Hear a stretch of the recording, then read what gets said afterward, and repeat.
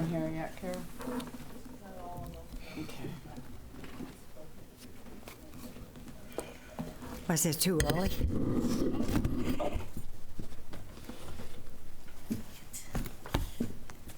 Good morning. I'd like to start this workshop of July 21st.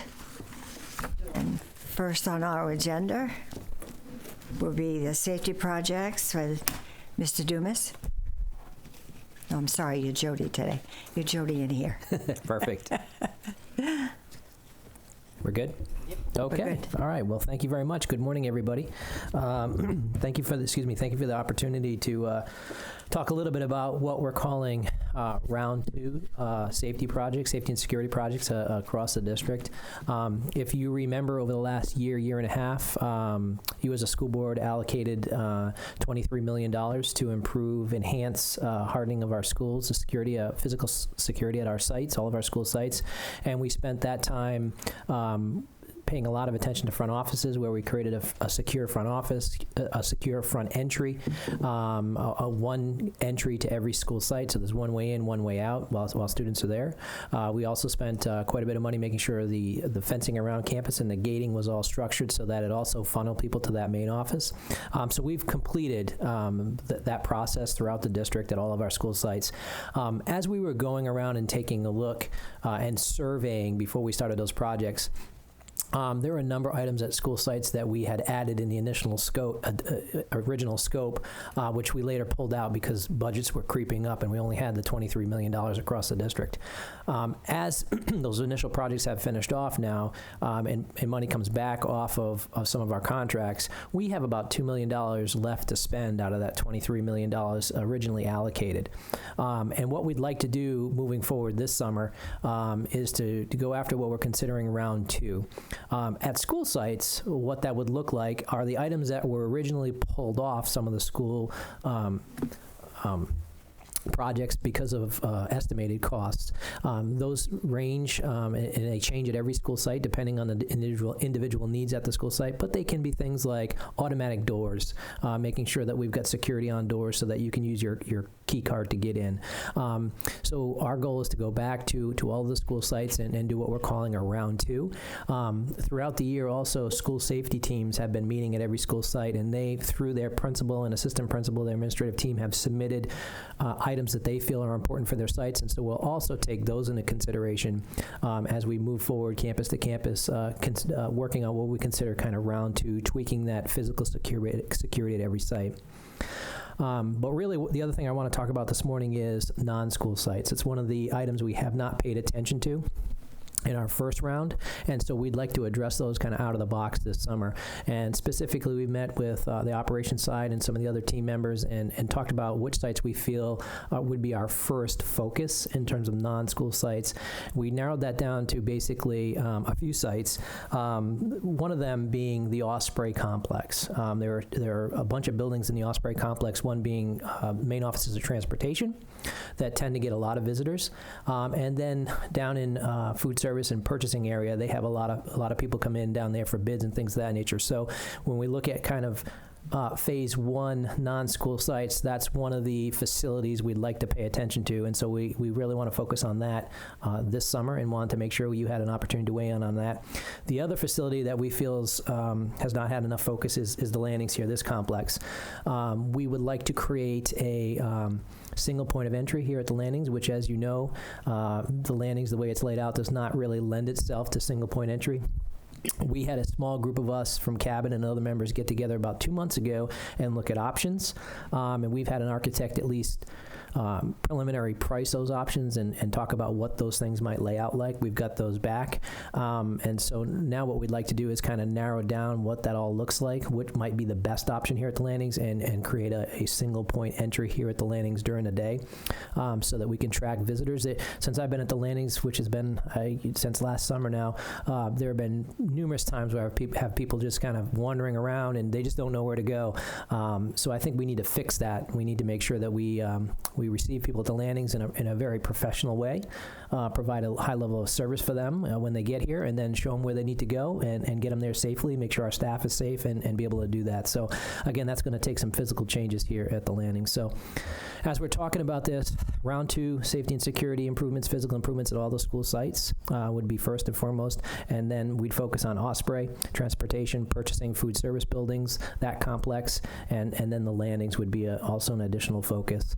So just wanted to get your thoughts, comments, and just make sure we're headed in the right direction with our focus this next year in terms of physical improvements and safety and security in the district. So the landings would be one main building and come in. You couldn't come in. The other ones would be locked down.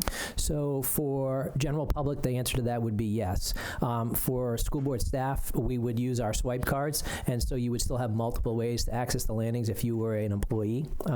But for general public, we want to create one way in, somebody there to greet you and make sure you know where you're going, and then the place that's receiving you knows you're coming. So there have been a lot of concerns where people have kind of just gotten in the landings and wandered around and gotten somewhere. Right. That makes staff very nervous, for one thing, and that's not good customer service. That just doesn't, as an organization, I don't think that's the way we want to present ourselves to the community. So something very professional, we greet, we show them where they're going, and through that process, enhance the safety and security here at the landing. So yeah, so if I'm someone from the public, I would be coming in through one location, and then I would be guided to my next, wherever I need to go for my appointment, and then go back out through that same location. But for staff, we could make sure that all the doors are prox carded as they are now, and just make sure that continues. I like that. I really do. Eric? Yeah, one of the tough things about being on the school board is we have an infinite need and a finite number of resources. And so the job of a school board is to balance the needs of the many and try to find the right balance. And safety and security for students and staff and employees is a huge deal. Then you have to balance out probability of the net effect of the unthinkable happening.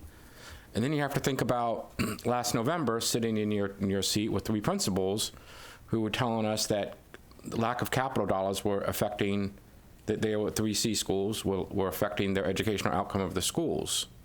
And so you got to balance those competing needs. And so that weighs upon me. I want to see how much the cost is, what effect it has on these C schools not getting capital dollars. I mean, I want to make sure staff is protected, but I also want to make sure that the schools are getting the capital they need to educate the kids. One of the principals specifically said, our lack of capital dollars is affecting the educational outcome for the students, and so that bothers me.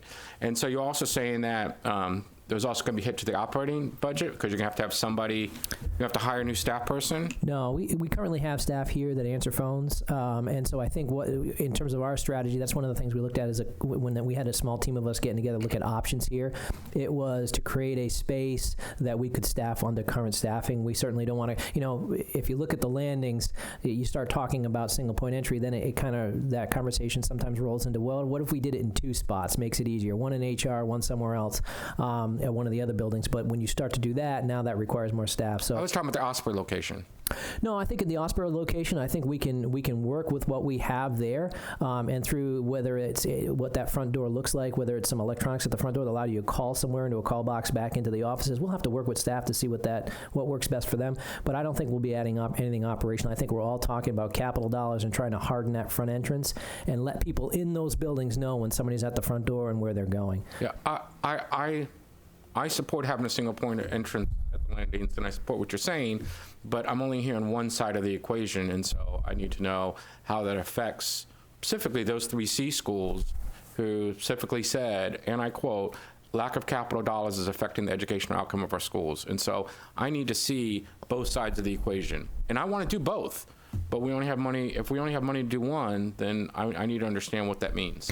And just remember too. Is that fair? Yeah, absolutely. Point well taken. Just remember the capital dollars that we're proposing to use for this next round of safety and security upgrades was allocated last year. So and again, it was allocated on contracts. As we came off of those contracts, anything that's not spent rolls back into the budget, and so we're sitting with a $2 million balance. I remember us talking about having a $2 million savings.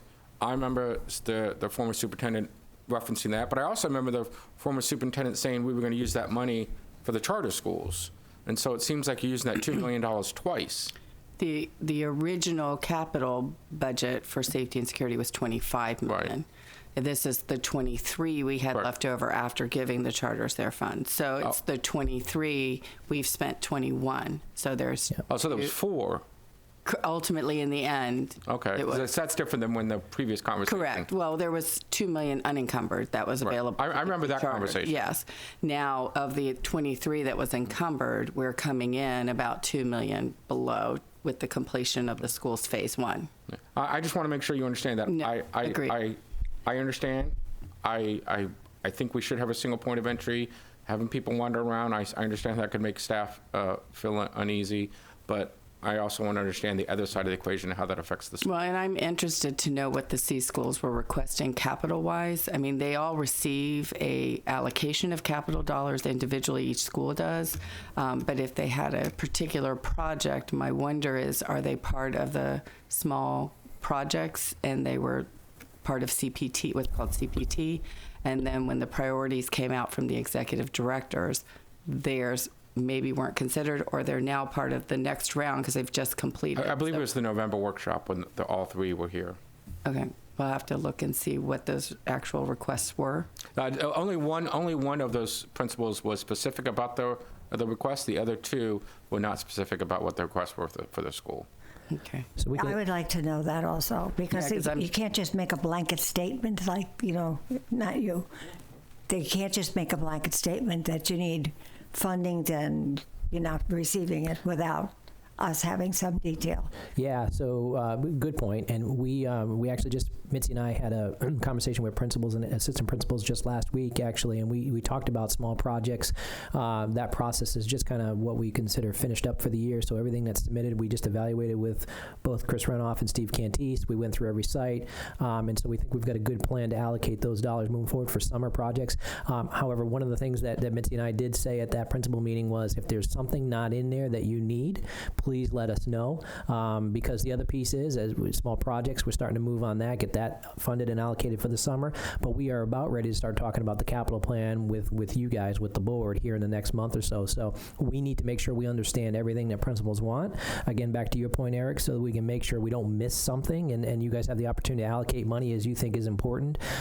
So certainly we will follow up with those principals, make sure that we have everything on our list for you guys this year as we present our capital budget, and so you can make those decisions, those informed decisions. At the minimum, could you circle back with those? Absolutely, will do. See, and that's what bothers me, that the 3 principals didn't come to you and talk to you about it.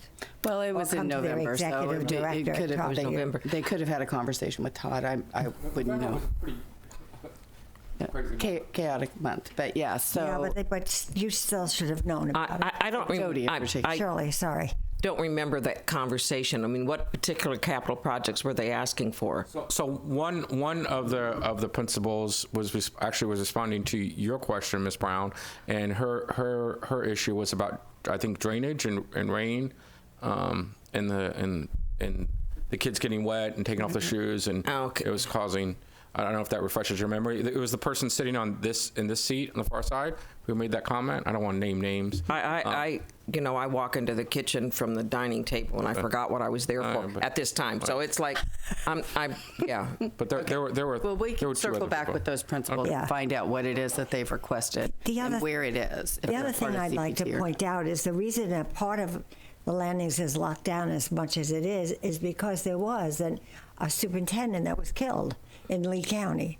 And that's what made us do the initial lockdown of the 3rd floor. Mm-hmm. So I see that as the world gets crazier, I see that as more necessary for the landings to be locked out, because this is where they're going to come.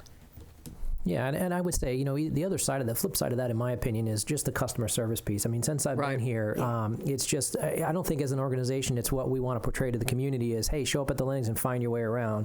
I mean, I think any governmental agency, any professional organization you go to where they have a large facility like we do, there's a main entrance, and then there's a person that helps you get where you need to go, kind of making sure we facilitate that for our, to come meet you or whatever. I think too we need like a lobby where they can sit and wait. Just Thursday, I I went downstairs and there was somebody, we have kiosks. And so she was like scrolling through this kiosk, but she wasn't even necessarily sure what the name of the department was she was looking for. So I asked her, and then you end up walking her to where she wants to go, and they're very happy and grateful. But again, you don't want them to be down there confused either. So it's human resource probably has the most foot traffic? Yeah, I would say, I mean, we get a lot of foot traffic in finance. You know, either somebody with a payroll issue or, but I think HR, now that risk management's moved over, you have a lot of FRS benefits, hiring. So yeah, I would say HR, which is why there is a receptionist over there right now. Yep. But we have lots of foot traffic in the evenings in the blue building for trainings. Our teachers come in the evenings to get trained. And so somehow we're going to have to figure out a way to prox them in. Yeah. If you're an employee. So. Okay, Okay. All right. Consider. Thank you. always. Jody, you're up again. I'm up again. Rental facilities contracts.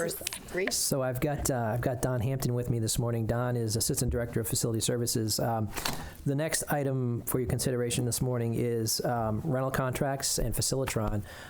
One of the things that we've heard, I think, consistently over the last several months from principals is they're a little frustrated with the rental process that we have in the district. If you remember, and it was provided to you, I don't know if you had a chance to look at it, but the quick little PowerPoint was just try to walk you through some of the screenshots in Facilitron. We did come before you and show you Facilitron, but it's been a while now that you've had an opportunity to look at it. We've rolled Facilitron out basically district-wide, which is our rental process. But it's more than that. Is we've really asked school sites, principals, athletic directors to do all of their after-hours scheduling in Facilitron. And the reason we asked that, because it allowed us to get with a click of a button, one point of view of a look at a calendar and see what's going on district-wide. So from a safety and security standpoint, we can see who's on our campuses, what's going on, what's the activity level. And Facilitron was also brought on to really manage the entire rental process, because if you remember, we had a decentralized process. And if I was a renter, I just called a school and I booked a room or a field or whatever it is I was going to be doing. Everything was totally on the principal and their staff to make sure they had the insurance, make sure that they charged the correct rental rates. The person would come in, or the group would come in, do the renting, and then the check would go for that rental would go to the school site, and then it was a school site's responsibility to then reimburse the district for the utilities. Well, such a decentralized process, it was really broken, and a lot of that was just not happening. Again, nobody's fault. It's just, in my mind, an administrative staff at a school site, their main focus is learning and students. It's not renting the facility, so it's something that becomes an added task. So the Facilitron piece was brought on board to manage that task, make it easier for them. But one of the things when we brought Facilitron on board is it took away the collection of funds from the school site. And so Facilitron now collects all the funds from the renters, and then monthly they send a check into finance based on the rentals for that particular rental for their rental period, and then finance then distributes out anything that's owed to the school sites. One of the things that's happened is, if you look at our rental rates, which is really what we want to have a conversation with you about today, our rental rates for nonprofits basically cover our costs for utilities. So at the end of the day, schools keep zero. And so when they are looking for a check because they had a rental, if it was a nonprofit, finance is not sending them anything back to the school site. And so they were very surprised at that. If it's a for-profit, basically we're only keeping about $10 an hour on most of the rentals. That goes back to the school site. Everything else is utilities. And so when you look across the board at some of the larger rentals, some of the campuses that are really busy, it has been a big financial impact for them because the money's not staying at the school anymore. So I think our conversation is with you today just to really understand where you are on rental rates and what that structure might be. I think we have a few suggestions. And our goal would be to make sure you're comfortable with the process and then produce a rental rate structure that allows us to keep more money at the school sites so they can do some of the things that they need to do. Shirley. I recently received a complaint from a school about our rental rates. When an elementary school goes to one of the high schools that has the performance, and they'll have a performance at the school, and, they're being charged, they thought, but I'm not sure what the dollars were, but they said, no, we have to pay for somebody to run the lights, someone to run the sound, whatever. Because I would imagine that would not go, I don't know if those dollars would go through HR.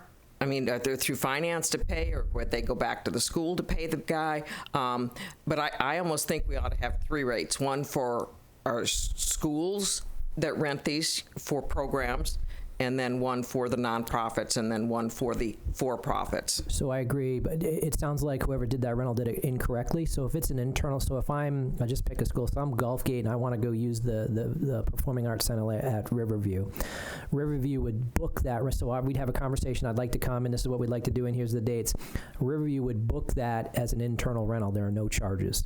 And so that should not have been charged. Correct. The only thing that Gulfgate would be paying for are any of the overtime fees for staff. So if let's just say, if custodial had to come in and work because they had to do some cleanup or something like that, and it was a Saturday, that custodial rate for the overtime would be charged back to Gulfgate, not Riverview. So the only thing they would pay would be that overtime rate for staff, but they wouldn't pay any facility rates or utility rates or anything like that. Correct, and it's only if it's not during the duty day. So Correct. if you had some performance during the day, and there you needed to have Evening performance. Okay, well then, so there is a staff member who has to come in and work the lights and the sound. So that individual must be paid, and we don't. And the high school that has the center doesn't feel that they should have to pay the individual because they wouldn't have otherwise had the overtime. So it's whoever Right. is requesting it. So again, it's the reimbursement of staff time costs that they're paying. So yes, they would have paid for somebody to come back in the evening to operate the lights and the sound system. So, that is correct. I will go back to the principal, because I heard it from a staff member, not the principal. It's costing us $1,000 to rent that building, and I'm like, really? Yeah. Well, there shouldn't have been any facility charge, any electrical charges or anything like that. But they would have to. Well, I would see how they'd have to pay for the person doing the lights and the sound. Correct. Right. Thank you. The renting school shouldn't be responsible for Thank those you. costs. Yeah. And if you just have them send me an email or something like that, we can figure out what that happened. But that should have been an internal rental, not an external booking. But another benefit of Facilitron is in the past, the school that was renting their facility would have to be responsible for making sure facilities knew to turn on air conditioning, or that they could schedule a custodian to work overtime, or that they needed to schedule someone to come in and do the lights or whatever it is. Through this system now, the notifications kind of go out based upon what is being requested, which including safety and security if you wanted it, which is very nice. It kind of takes that burden off the schools. Much better. Eric?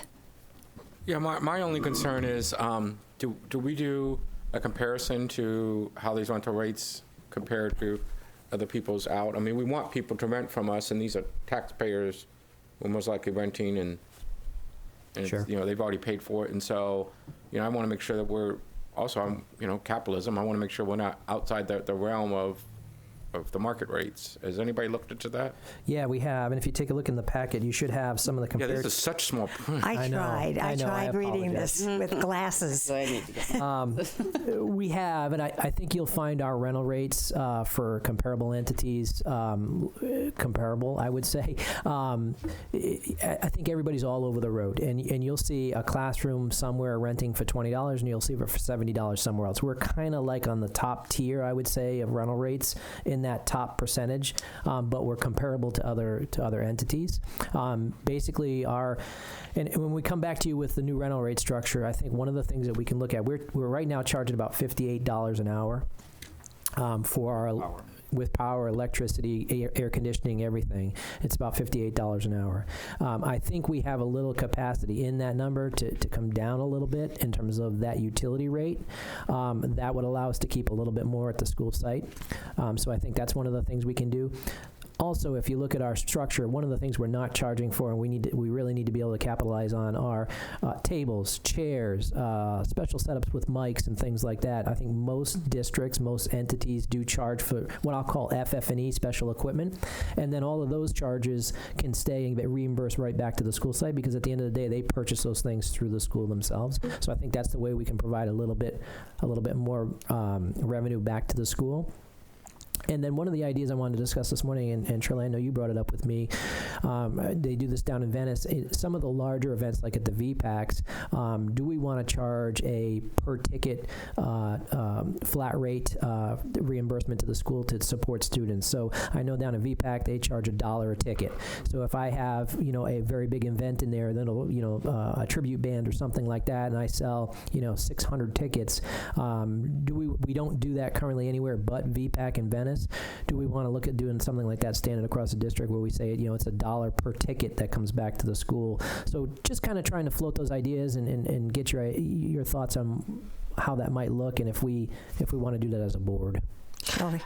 I wanted to look at that, and I do think we need to be cognizant of what Eric says when we're talking about who's getting the revenue from this. And if it's a local nonprofit organization renting the facility, that's one thing. But it's when it's an out-of-the-area for-profit company doing that. I mean, I don't want to charge it so much that they can't make money and they won't be here anymore. But I would like to see maybe $1 for nonprofits, $2 for profit, something like that, because some productions, and they're good productions, and I like the way that they're able to provide prices for the tickets that are much lower than what would be at a Van Wezel or something like that. Because I would think that, we've got I think that's a little more wear and tear when you fill a room with a bunch of people watching a Elton John or Queen concert, so to speak. Well, I think Simon and Garfunkel's a little... Would you go to that? I would. I love Simon and Garfunkel. I'm a little older than you. So I think the concern I have as far as the ticketing is that at the VPAC, the ticketing is all done. The ticketing is done by the contracted entity. At most of the schools, at their other VPACs, they're done at the school level. I mean, we can add it as part of the price of the ticket. They just have to be aware of it. But they would retain that right then. There wouldn't be any money coming to the district and us reimbursing. I'm agreeing with the Brown plan. I think that nonprofits should be cheaper, but I don't necessarily agree that they should be at our cost. I mean, because there's always wear and tear. There's always, not non-hard costs. And so I think nonprofits should be cheaper, but I don't know necessarily they should be, hard cost break even. Okay. Where are we with this, the schedule that we had put together? And I know it was a couple of years ago, but we went through this very same exercise. Yeah, so the rental rate structure that we adopted at that particular board meeting is in this packet here, and that's what we're going to bring back to you with adjustments to it. So it sounds to me like what you're saying is we'll go ahead and we'll look at our rate, look at our utility rate, maybe make some adjustment there so that we can keep some more money at the school sites.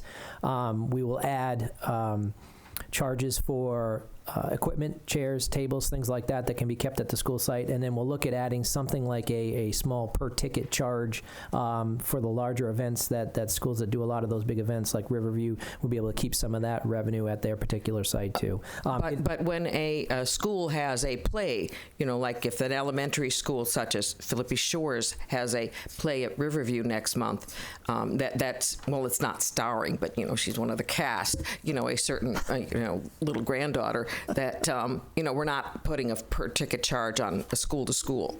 No, so anything school to school is all free, other than any overtime charges if it's not during a school day, or if there's anything, like I said, that goes beyond the normal work day for an employee. That's the only thing that typically gets charged back to a school site. Everything else is free. And whatever roses her grandmother brings her. Bridget. Thank you. Apologize. And I was able to watch some of this before on my way in. Just as it pertains to nonprofits, I know there was someone in the community who had reached out, and I did try to look at this, but I couldn't. I know we mentioned it was small. Same thing. But, and as far as are there different rental rates for variable nonprofits depending on their size? So and I don't know if this is accurate or not, but someone in the community had reached out to me and they had come up with something that Manatee County had done something similar. So for example, Big Brothers Big Sisters, they're a larger entity. They have they have more substantial frequency of rental, for example. So they're given from a scalability, they're given some kind of better rate, whereas someone much smaller would be charged higher. So I don't know. Our current structure does not accommodate that. For a nonprofit, basically the only thing we're asking them to do is cover the utility rate. Okay. That's it. We do not designate between large or small nonprofit or frequency of rentals at this point. At this point, is that something we're considering? Well, we're not currently, but you brought it up, absolutely. I'll tell you what we do all the time, though, is we work with renters in terms of the spaces they're renting. So, and again, I think we had this conversation before, but the way our biggest charge is running the AC equipment. Right. That's the biggest pull. So when somebody's going to come in and rent from us, if they want to rent one classroom, we're firing the air handler, we're firing the chiller and everything for them. That's one rate. If we said, okay, they want to rent two classrooms, $58 plus $58 an hour, if they're on the same air handler, we're overcharging them. And so we work with them, so we adjust all of those rates. So when we have somebody that comes in and rents multiple classrooms, we try and get them to focus the same classrooms in the same area so we can keep their bill as cheap as possible. Okay. Does that make sense? Absolutely. Thank you very much. So for nonprofits, we don't charge for cleanup or janitors? We do, only if it incurs overtime. So yeah, so if I'm a nonprofit, if it's during, so there are nonprofits sometimes that come and rent right after the school day. Okay, And so if we need overtime, okay. If we need overtime because it's either a large event or something like that, we charge it. If, however, it's part of the custodian's normal route and all they would need to do is change the order they do rooms, it's not going to cost us anything more, then we don't charge them for that. I received a complaint from a church that said they tried to rent one of our facilities. And no, this is from my church. This is way the heck up out there. And they were told they don't rent facilities. So I just want it clear that we rent to everyone if there's space available, and it doesn't matter whether they're a church or a synagogue or a nonprofit. We do, and we have, if you look across our district, we do have several churches that rent every Sunday from us at several of our sites. Having said that, we do not typically monitor every rental centrally. Does that make sense? So the rental process is happening out there all day, every day, and 98% of those are flowing through the process, and we would never see them. So there is potential for that to happen. I would say that if that happens anywhere and somebody gets denied a rental, that's one of the things that we like about Facilitron is they have a 1-800 number. It's customer service, always monitored. You can call there 24/7. They will, if you called and said, hey, I wanted to rent, let's just say it was the dates were booked and you called Riverview High School looking for the PACs and it was booked, they'll look for an alternative spot for you. So I think in terms of those renters, if they are having trouble renting somewhere, use Facilitron, and they'll try to facilitate that rental at some other place that works. But we do rent to everybody, and again, that's one of the things that creates a lot of work for administrative staffs at school sites. That they have a lot of rentals going on. It's amazing when you look at these calendars. You say, until we've had this district-wide vision of what's going on everywhere, we don't realize how busy these campuses are and how many renters are on our facilities. So that's why it's a lot of work on everybody.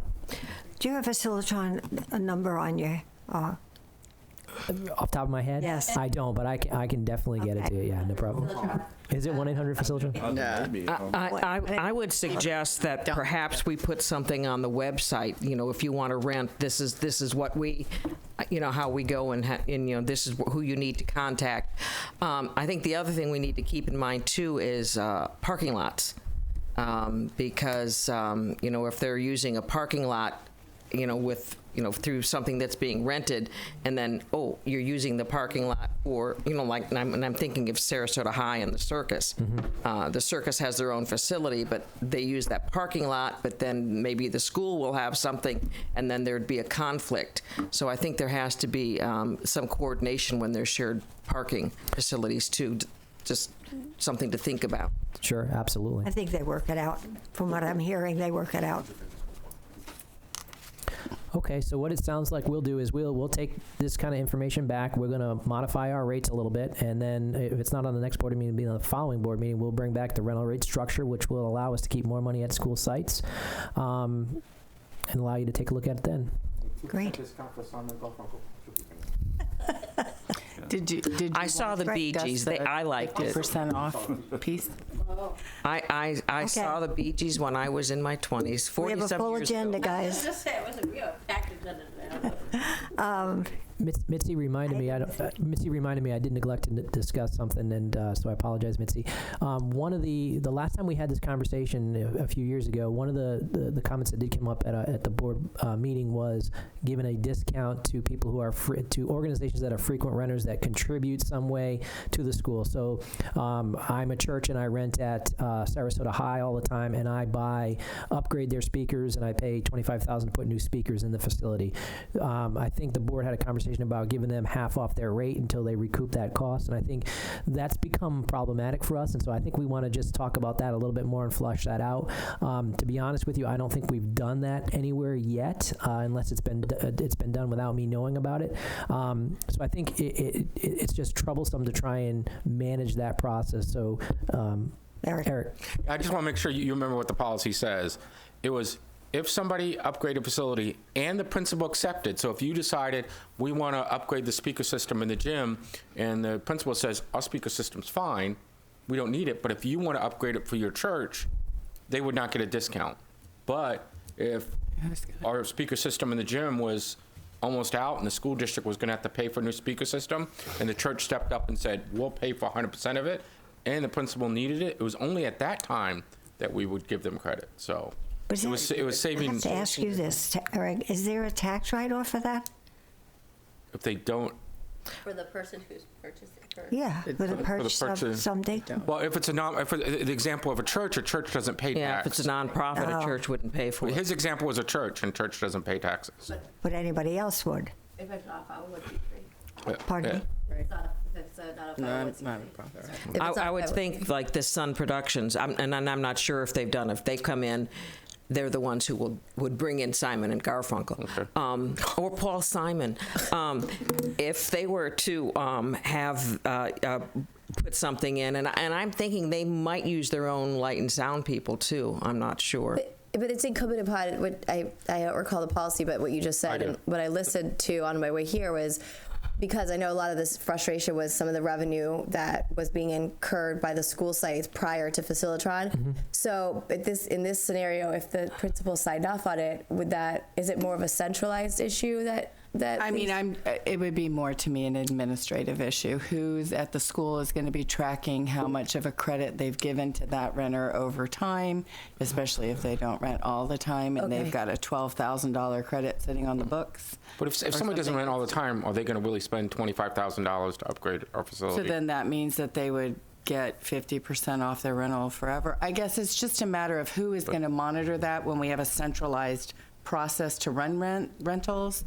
But that is by an individual school level. So somebody's going to have to go in and adjust somebody's rental rates. And I mean, that would be my only concern.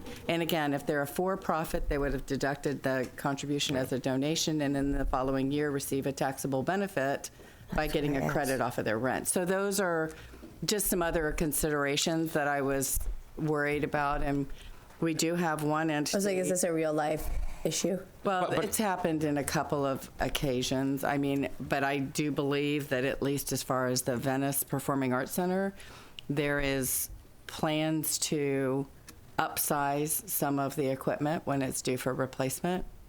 And so to me, that's like a booster organization kind of upsizing a Jumbotron.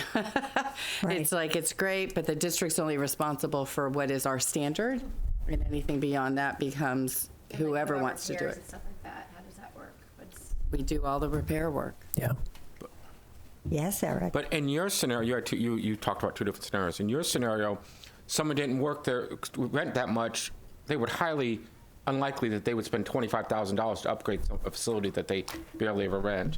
And in the second scenario that you talked about, the VPAC just now, is the principal can deny. The principal has to accept it. Remember, that's part of the policy. So if the principal says that's great, you guys are going to upgrade this, we're going to get the benefit of it, but we just need the standard, so you're not going to get a credit for that.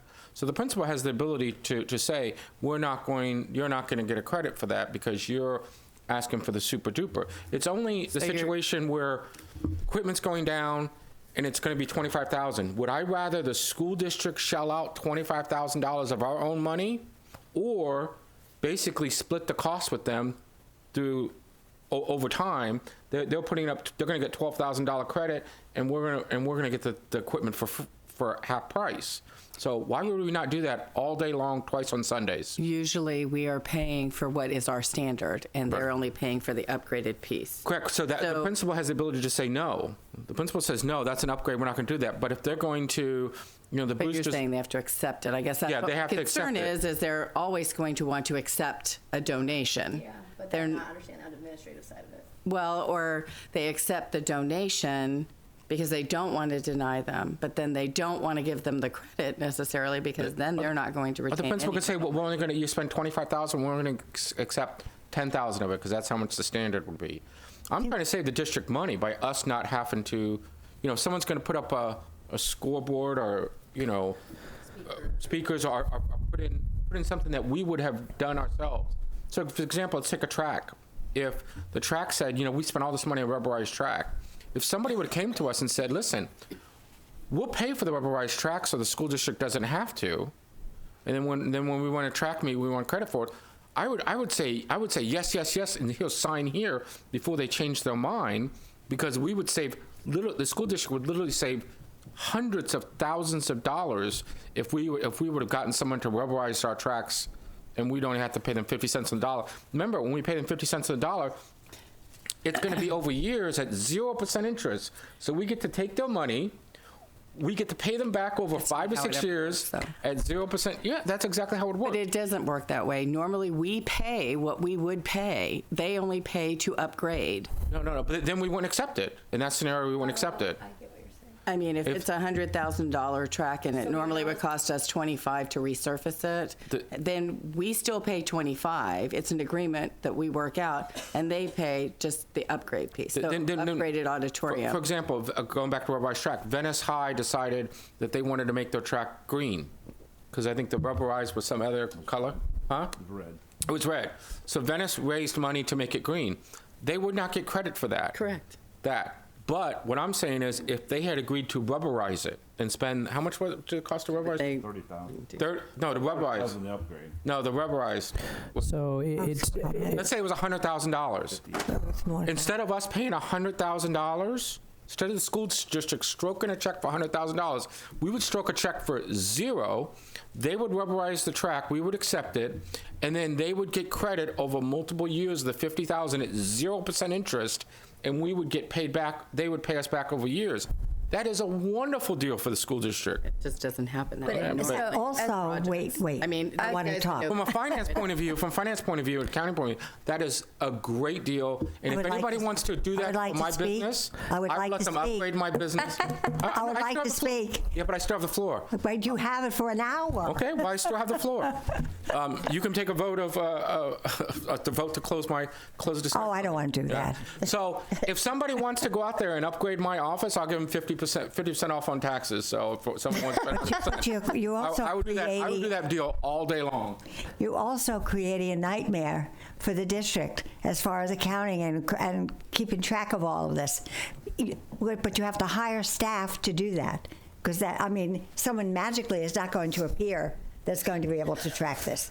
And then you would have to hire somebody from Mitzi's office also to track it. So you'd have someone at the piece of, I think Shirley was next. Well, I just think if they do something like that, it needs district approval, either the board or the superintendent, so that somebody else thinks. So I would think they'd have to work it out with the principal, but I think it should have district approval. There's a concern if you have a change in principalship at a school and it's one versus another. It's a nightmare. There's many different concerns that I had with that scenario. It's whether, if you still want to do it, absolutely we can do it. I just wanted to kind of point out all the issues. And Don and Jody are well versed in, upgrading or upsizing facilities or putting the Jumbotron in or whatever it is at our schools. We've done that on many occasions with our booster organizations. They're raising the money to do that for that particular purpose. So they're there to support the schools. But we are still usually, from my recollection, covering what is our standard. That's what I was gonna- And then they're only paying the difference to upsize. Can I ask real quick? So, which is what I think about CIP, and I know some of these would probably fall under what we would get on our CIP when you talk about some of these scenarios. But if it wasn't budgeted to do it in that given year, and then the money was raised, kind of the scenario you just gave was the district would pay that standard, whatever's in the ed spec or what have you, and then the booster organization would pay above that, whatever that standard is. Or have we found ourselves in a position where does that come up concurrently when the district's talking, or it's like, hey, we want this, and then all of a sudden, because that would be my worry, is that if we're not budgeting it for X year, Correct. then I think that's where it should be in what the scenario you gave, that it should be 100% out of that organization's pocket, and that is not the case. I don't know. Do you understand my point? And No, so, I agree with you. So, Yeah, I It think happens. Yeah, I think that organizations tend to want to upgrade equipment a lot faster than we normally do as a Right. district. So where we may say, I don't know, this particular light rack can give us, 10 years. In the industry, when you want perfect performances and everything else, maybe that's every 2 years that gets Yeah. upgraded. So I think we find ourselves in some cases not aligned with when we think we need to replace equipment when somebody else may think they need to replace equipment. So and I can understand that, and there's a delicate balance, because I think we should be very grateful that we have so many people who are generous to do that, and I think that's where Eric's point was of saying giving that credit back, because hey, it makes a lot of financial sense, and I get it, but I also don't know what that looks like on the ground game from implementation of being like, we weren't planning on doing this until year 6, and then I don't know how that, and then you say no, but I can also understand administrators feeling a little bit of pull there because the generosity, and then I don't know. I can see both sides of it. I don't really know that I have a solution, so I'm gonna stop talking. I still think we should leave it up to you. It should come before you, and you guys should decide. Well, I do think if we're going to do it, I think we would be. I think it's difficult for principals to make that decision. A lot of times, I think it should probably come centrally, and we take a look at it, because I think every case is I think everything is a little bit different too. I think in terms of your example as a track, I'd take that all day long, because it's going to take them 25 years to pay that off and get the money up front. The one thing we need to consider, though, is the color of money. And so if you're talking about equipment in a VPAC, typically we would buy that from a capital budget. If we don't take anything in on the rental side, that's hitting our general fund in terms of not paying our electric bill. So I think every case is going to be a little different. And I think if we want to put a procedure in place that allows this to happen, we'll have to make sure we can write it in a way that principal would initially maybe say this might be something we want to take a look at, but then come somewhere centrally for us to kind of analyze. Makes a very does it good make point some about sense? the color of money, because if we are ultimately from our general operating fund subsidizing an external rental, and it's already our general fund's not in the best of shape versus our capital fund, I would be concerned. Okay. Can we move on? I always, are you kidding me? I love free money Always spend also. somebody else's money first. Okay, next. I just want to clarify, I'm using my phone and I am texting. No, I am texting about what we're doing here. I'm texting with a principal who had concerns about the rental fee, and she's going to be here later, and I asked her if she's bringing it. So I am texting about something that's going on, but I'm texting with a principal trying to clarify what charges they're being asked to pay. Clearly, I'm fine with people texting at the board meeting. Oh, stop it. I'm not fine. I'm not fine with texting at the board meeting. I have an Apple Watch now, too. I ironed it, and I was like, oh, I can't live. Okay. Let's go. Equity policy review presentation. No, we have one more. Wait, The safety at I'm event. rushing us ahead. You're on the right page. Assess. No, he's not, so I'm texting him. Find out where the chief is. Yeah. Breaking the rules. I think I can talk to the item. So I believe how this got on there is one of the conversations, and Shirley, I think this kind of came from you also, is concern about the amount of security we have on some of our campuses with different types of rentals. I think your concern was based on one of the concerts you attended, and there wasn't a lot of security there, but could have, in just the amount of people and things that were going on, you thought we needed more security there. So just kind of wanted to talk to you about our current process, and then just have some input from you in terms of how we may want to change that. So again, if it's an outside rental, it's coming through Facilitron, same thing. And when you're in Facilitron, you can select from the amenities you want there. You can select from the personnel you think you need to be there on at the time of your event. Again, this is a decentralized process, and so every school is reviewing the rentals as they come in from a principal. From maybe a principal, maybe an athletic director, maybe a theater manager as they see these events coming in. They are typically the ones that are working with the renter and saying, okay, do you need this? Do you need this? And they're assessing that security piece and saying, okay, we want to bring on a couple of officers. But I think a lot of that is at the school site. And so I think maybe some of your concern could be alleviated if and we can do this in Facilitron, have somebody in safety and security review some of those items. So when they're coming in, we from a chief's perspective, from a district perspective, take a look at the size of the event, the number of people that are going to be there, and then make recommendations in terms of how many officers we feel as a district we need on that site. And I think currently, if I look at the process, that may be one of the issues we're having, again, because it's school site kind of determining what that might look like. Anyway, that's what I think the conversation was wrapped around this morning.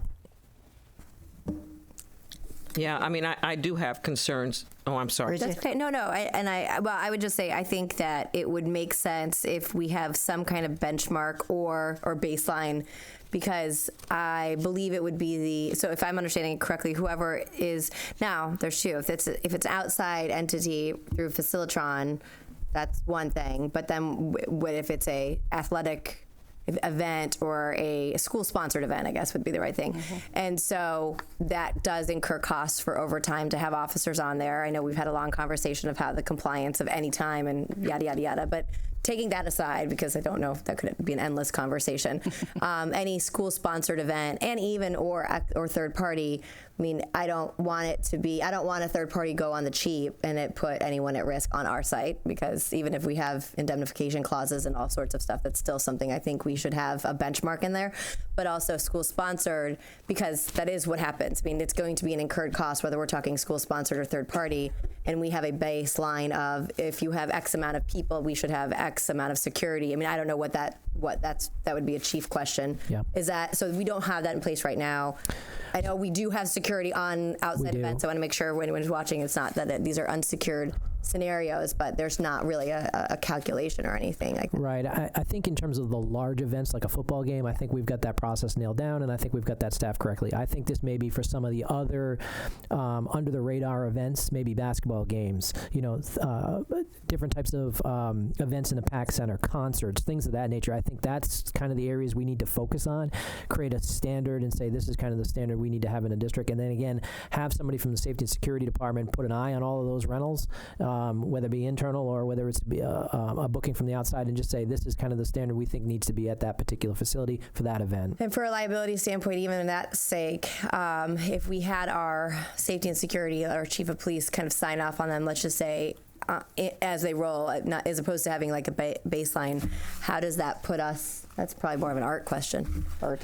I mean, I would think the unfortunate part is not everything runs through Facilitron. So if I'm a PTO and we're having a school carnival for a fundraiser, there could be hundreds of people on your campus running around. Do you want security there or not? That's not something that's probably going to necessarily run through Facilitron. So do we have, and so the question is, do we create a policy? I mean, what is the avenue in which to do it? Procedure more than a policy. For health, safety, and security will kind of mandate, if you have 100 people on your campus, you need to have an officer or whatever after hours. Because this is all after hours. Correct, yeah. It's not the bell to bell that we are covering. So it's more, okay. I'm sorry, go ahead. Sorry, what we might have to do is to create a second shift of our SROs. Oh, that's... Well, I guess that's probably part of the budget conversation as we're moving forward in terms of what the board wants to do. I know that Tim does have a paper process in place. So if I'm a school site and I have a carnival going on, there's a process in place where I fill out a form and talk about the event and request a number of officers and send it to Tim.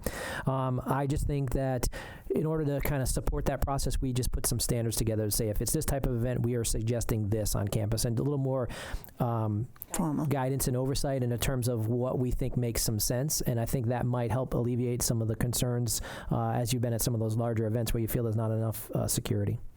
Shirley. Well, and not even those larger events when, people from the outside come that might be rowdy. I mean, when we look at their shootings at movie theaters, in fact, I had a guest for dinner and she said she really is afraid to go to movies now. And I'm like, well, can you imagine our kids going to school? I mean, and then what about people going to the kids' plays? I mean, it's ridiculous that we have to think about this, but we do. So, yeah, if they've got standards in place, I would like to see them follow through on the procedures. Because, I think even when a school has a play at one of the facilities in after hours, it bothers me that we have to even think about this. There must be something wrong with me because I walk around like I go everywhere, go to everything, and I'm not. Where in the world? No. I'm not. I just want to know how crazy this BT's concert was. Yeah, some of the concerts without any of that negative shooting or anything is still chaos. I think there's a balance, and I think it's super tough. And I think we could, as I know our sheriff had once said, you can do all the deterrence in the world, but That's is right. anything 100% safe? No. So we have to balance, I think, in between both cost and we want to continue to have people and have events and such like that. And there's more on the vigilance of human nature versus just all the equipment and security we can have. And that's kind of where I stand. I don't want it to be over the top. We spend all this money and we create this environment. I think there is a reality that's super frustrating. I agree with Shirley, but there's also that awareness that the individual, each person has to be aware then whatever security we actually physically have in place. You just can't go crazy. I mean, you do the best you can, and I have grandkids in the school system, so it's like I have people. Forget about the schools. Just any place you go, you have to be careful. We now have police officers at our church, which I never thought we'd see. So it's the realities of life. There has to be some gun control. So I think what we'll do is then we'll ask the chief and his team to look at district-wide establishing some benchmark levels of staffing so that as principals, administrative teams are looking at events coming up, they can kind of use those as guidelines to make sure we've got what the chief would recommend for a staff at those particular events, and just see if that kind of gets us to a place where it makes a little more sense for us. That makes sense. Okay. Thank you. Thank you, Jody. Thanks, Jody. Okay, next is our equity policy review. Carol, Good morning. good morning.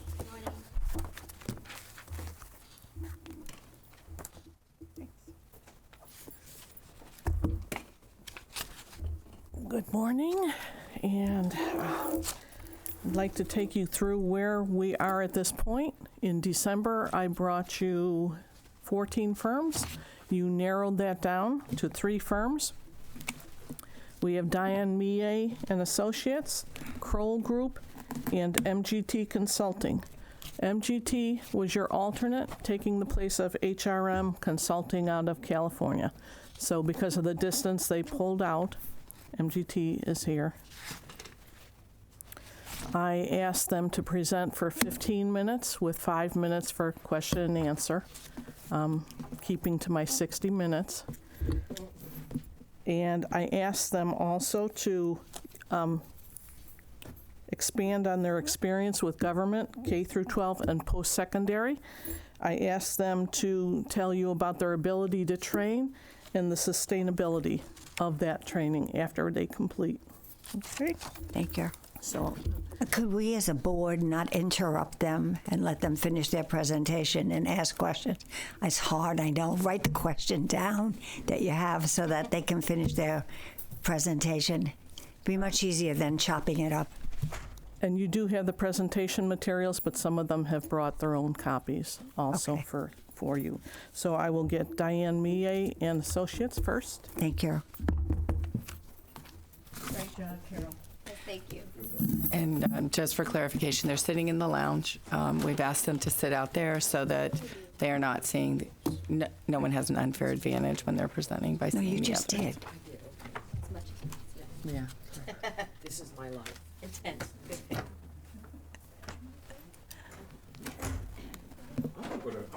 concert with Shirley. Shirley, can I go? I want to go to a concert with you. It sounds like it's pretty wild. Good morning. Welcome.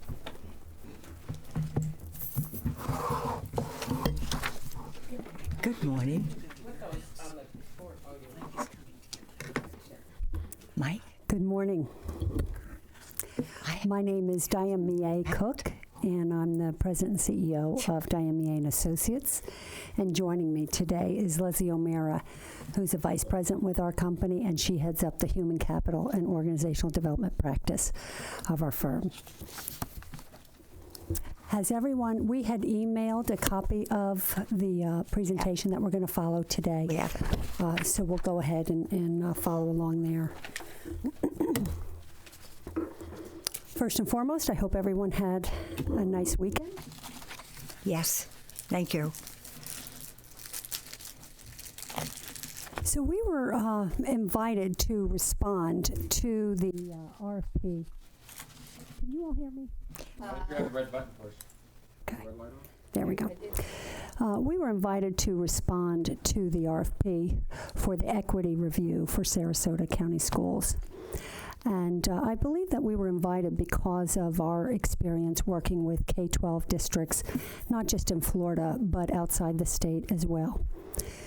Diane Mie & Associates was founded 14 years ago, excuse me. We just had our anniversary on January 6th. It's a performance excellence consulting firm, and we're actually headquartered out of Orlando, Florida. But as I mentioned, we do business not only in the state of Florida, but elsewhere in the Southeast, and we've done business as far as Texas, California, Pennsylvania. We do business where our clients ask us to come in and help them really move from a state where they are today of performance to a state of what we call performance excellence. We are certified women business enterprise in the state of Florida, as well as in the city of Orlando, Orange County, and various other places in which we do business. We do have particular expertise in K-12. However, we also do quite a bit of business in the municipal sector as well as in the commercial sector. I think before we get kicked off there, it's really impressive to see Sarasota County Public Schools take an initiative around equity. Equity in the workplace, because it's important in the world in which we live today. And there's a number of ways in which DM&A incorporates that level of importance in the work we do with our clients and in the way that we run our business, as well as with another nonprofit organization which was established 12 years ago. In addition to Diane Mie & Associates, I also own another firm, which is a 501c3, which is very important, I think, for this meeting because it's called Me and My Community. And it's a program for high potential, underserved young women that are in 11th grade. And our partner is Orange County Public Schools. And if you ever have the desire, please feel free to reach out to them. We've been working with them for a very long time. And the program, I don't want to get too derailed on that, but the program is geared towards young women that don't have the advantages some other people do. These girls are that middle of the road, where they are doing well in school, but they are not the exceptional gifted students. They are not at risk, but the playing field is not necessarily level for them. So we have a 3-day program that brings them in and gives them an opportunity to be mentored by very successful women in our community that are executives. They have been vice presidents of Valencia College, CFOs of Universal Studios. They have been executives with every single industry. But in any event, the girls come in, they come together, and they work on solving our most pressing community issues. And part of that is inequity between genders. But I just wanted to mention that. The executive team at DM&A includes myself as a CEO, and we have 2 vice presidents, Ms. Leslie O'Mara, who is proficient and educated in her field, which is in the HR space. She has a master's degree in human resources as well as very high-level, senior-level certifications with SHRM and other organizations. So she really understands human capital management and strategy and some of the issues that every school district and every organization faces today. Dr. Tina Rourke heads up our IT optimization and planning practice. Every organization, especially school districts today with SIS systems and all the reporting that has to be done in order for you to be evaluated and provide distance learning and other types of services to your community and your students. Dr. Tina Rourke heads up that practice, and we work with school districts and other organizations to ensure that technology is leveraged as a key asset in order to provide services and tools for the communities and organizations in which we work with. Is there a Mrs. Brown? is this supposed to be up on the screen too? Because we have it, but maybe the public should be seeing. No. Oh, okay, thank you. Yeah. We did ask about that, but unfortunately, the device was not available. But certainly, these documents are public documents and certainly can be posted and shared with whomever you wish. The third area, the third practice area that we have is enterprise transformation, and I lead that practice, and that is working with organizations at the very senior levels when they are in a position or a situation where they want to transform where they are today to another state. And that may include a complete restructuring of the organization. It could be a restructuring of their processes. It could be looking at a refreshed mission and vision, an enterprise strategic plan, or we also work very closely with executive leaders when there is a transition, whether it's a CEO, it could be an executive director, it could be a principal, it could be any senior level executive within an organization that wants to transform their particular area to a state of higher performance and accountability. I think what's most important for you all to see is and hear about are examples of work that we have done. What we've decided to do today to really give you something to evaluate us against your needs is to talk about engagement examples that we have performed or work that we have performed for school districts in particular. Excuse me. Before we go into that, though, there is excuse me. It's not just school districts, as I mentioned, that we work with, but we do work with a lot of municipalities. A few years back, just right up the road, Pinellas County hired our firm to actually be the facilitator for their charter review process. If any of you are familiar with a charter review process with a municipality, it's about a year-long project, an engagement where the constituents review their home rule, and then there are decisions made on different referendums that appear on the ballot. But I'm going to go ahead and turn it over to Leslie O'Meara to talk to you about some of the engagements that you feel would be, or we feel that you think would be relevant to this particular assessment. Good morning.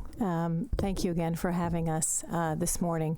One of the things that I do want to talk a little bit about are the kind of relevant engagements that DM&A has performed over the course of our 14 years. I have worked closely with Diane for over 20 years, so we've known each other quite a long time, and I have been with the firm for about 10 of those 14 years.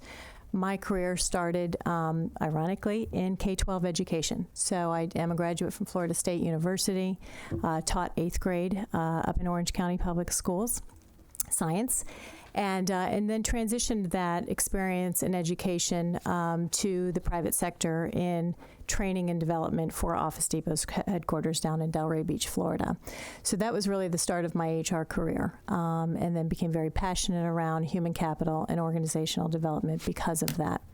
The work that we do at DM&A really centers around ensuring that organizations really high level performance excellence, right? And so what that means to us is going in and really taking a look at policy, procedures, best practices of organizations, whether it's in HR or other areas of the organization. So we've spanned finance, marketing, other operational aspects of any organization. And so we've gone in there and really helped them bring a best practice environment to their organization. So oftentimes that includes training. It will include facilitated sessions, whether it's one-on-one with individuals in the organization or team focus group type of sessions. And we've really taken them to a much different level of performance. So really help them document their policies and procedures through standard operating procedures. For example, within Florida Virtual School, we were one of the main consultants helping them through with a third party through their OPAGA audit. So we did assist them in ensuring that everything was documented, it was communicated out to the organization, and that there were performance metrics around that in following some of those policies. We've done similar work with Orange County Public Schools as well as Seminole Public Schools. So with Seminole, we've developed all of their standard operating procedures for several divisions. Human resources was one, also maintenance and transportation was another. When we did that with them, facilitation and ensuring that folks were really following those standard operating procedures was done as well.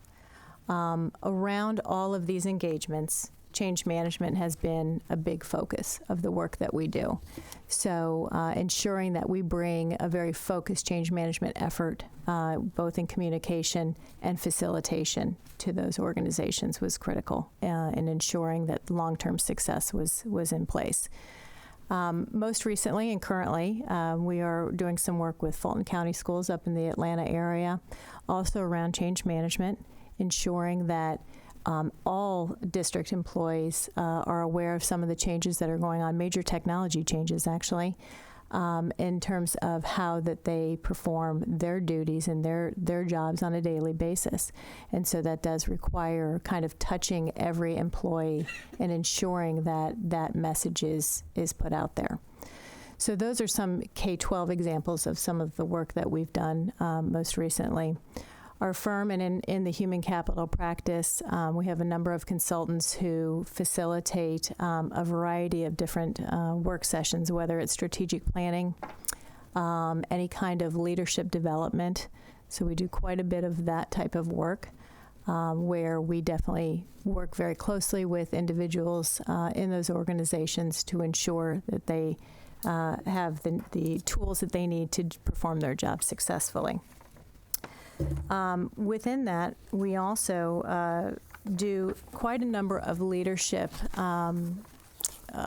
strategic planning type sessions where we will work very closely with whether it be senior leadership of the organization, the head leadership of any organization to really facilitate long-term strategic plans. So we do that quite frequently with many of our clients as well. Some other things that might be relevant to you too is Leslie had mentioned documented business processes. In the world that we live in today, most importantly, I think for public entities as well, it is essential that the workforce is not only well trained, I mean that is essential, but that you have the training and the information accessible to all the employees in a format which can be digested and where there is oversight and reinforcement of those practices that you are expected the employees to perform. And whether that is in the areas of hiring, firing, performance management, or in the case of some of our work in the operational area, transportation processes and maintenance processes. All of that is essential for school districts today to be high performing. It is essential that they have all of their processes documented, current, reinforced, and oversight. Something else that we did, which what we find with organizations that we do business with, and most of the time we are invited to come into organizations because of prior work with sister organizations. So that's happened quite a bit with school districts for DMNA. But in one case, a school district called us and said, geez, the superintendent's evaluation is coming up. We need an independent organization to actually pull together all the information and write the superintendent's report. Now, that doesn't mean that there was any license for us to provide any independent observations or anything. That was not our role. But they viewed us as a trusted partner that we could gather aggregate information from all the different areas that would be reporting in a superintendent's report, pull it together to make sure that there was one voice that went to the board like yourselves for them to be able to read in a very objective manner and include quite a bit of data and things like that. So there was that type of an assembly effort going on. Okay. So I hope that this has provided you with information about what we do and how we do it. We spend the lion's share of our time facilitating workshops, working with leadership teams, all in an effort to pull together information, communicate it out, execute different strategies, through the development of balanced scorecards, which we've developed many, many times for school districts, so that those districts and organizations can measure themselves and to also make sure that everyone, all the constituents, are fully informed, fully trained, and fully evaluated on a continuing basis. So with that, I'd be happy to open it up for questions. Thank you. Let's start around. Let's do a round this. Okay. Bridget, would you like to start? Thank you so much. And there's a lot of stuff you touched on that I think would be really valuable in a number of different things that we do here. And the human capital component is critical. Specifically, though, because of this engagement, we're, at least for me personally, I'm very honed in on one area specifically, and it's particularly on the equity and sexual misconduct and what your experience is relevant to that. Because, and again, there's so many buckets within the IT, I know you mentioned, and how important that is to the school district, enterprise planning, and all of those. A lot of stuff that I think it's very important that, I mean, it's great information, but specifically to that, because we have found ourselves in a unique situation and would like to turn it around. We're the leader in the state to really address this and have really proactive approach to understand. So can you speak to specifically how you guys have engaged in that scenario? As far as the areas I'm specifically inquiring about is what have you implemented by way of process, by way of policy and procedures for investigation, and also training staff on those processes to mitigate any potential issues in the future for them to understand that? Okay. We are, and I think we were very honest and open about this, we are not specialists in a particular area to which the RFP spoke to. And we did share that when we received the RFP and initially came back and said, geez, we are not specialists in those areas. There are firms out there that specialize in equity in that regard, and that was not us. We were re-invited to respond with the expertise that we do have, and so what I will tell you is that we do have deep knowledge in all areas of human capital management, which is human resources. We do have tremendous knowledge and experience in facilitated sessions and communications of key information which protects and preserves the integrity of an organization and trains the individual stakeholders and employees. When it comes to an area where there may be a point where you really need to bring in an expert, a legal expert, what we would do is we would then say, here's what we would recommend you do in terms of here's the approach we would suggest that you take to protect and preserve and to train and to reinforce. However, when it comes to a certain level where you need expertise of the legal nature, we would then recommend that you bring in a partner in that venue. And we would work side by side with that partner.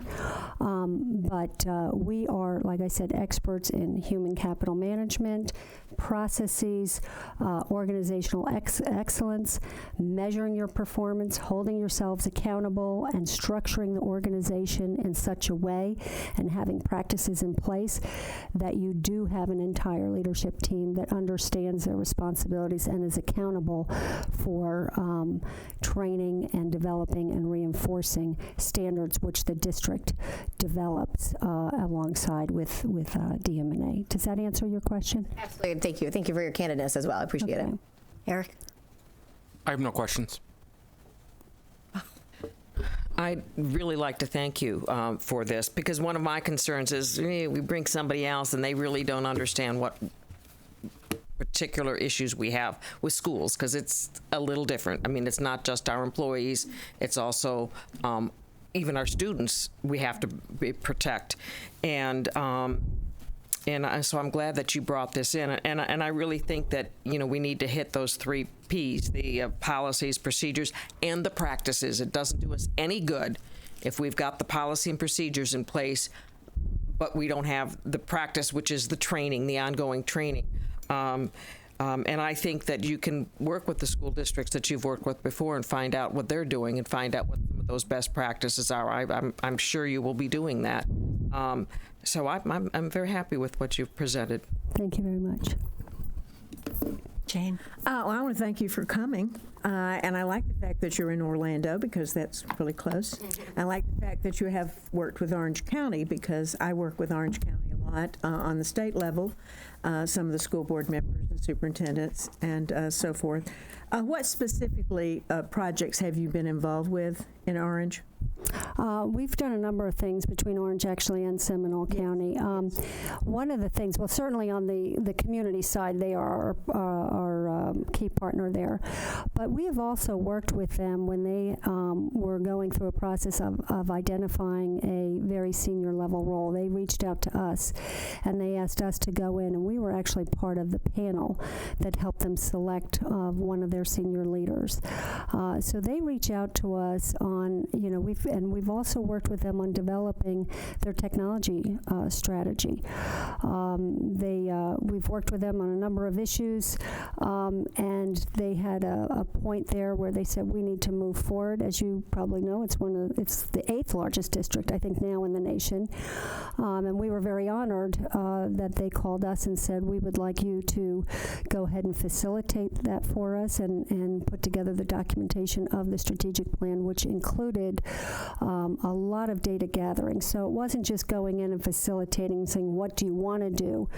But to your point, Ms. Brown, we do a lot of comparative analysis, and so it did involve reaching out to other districts.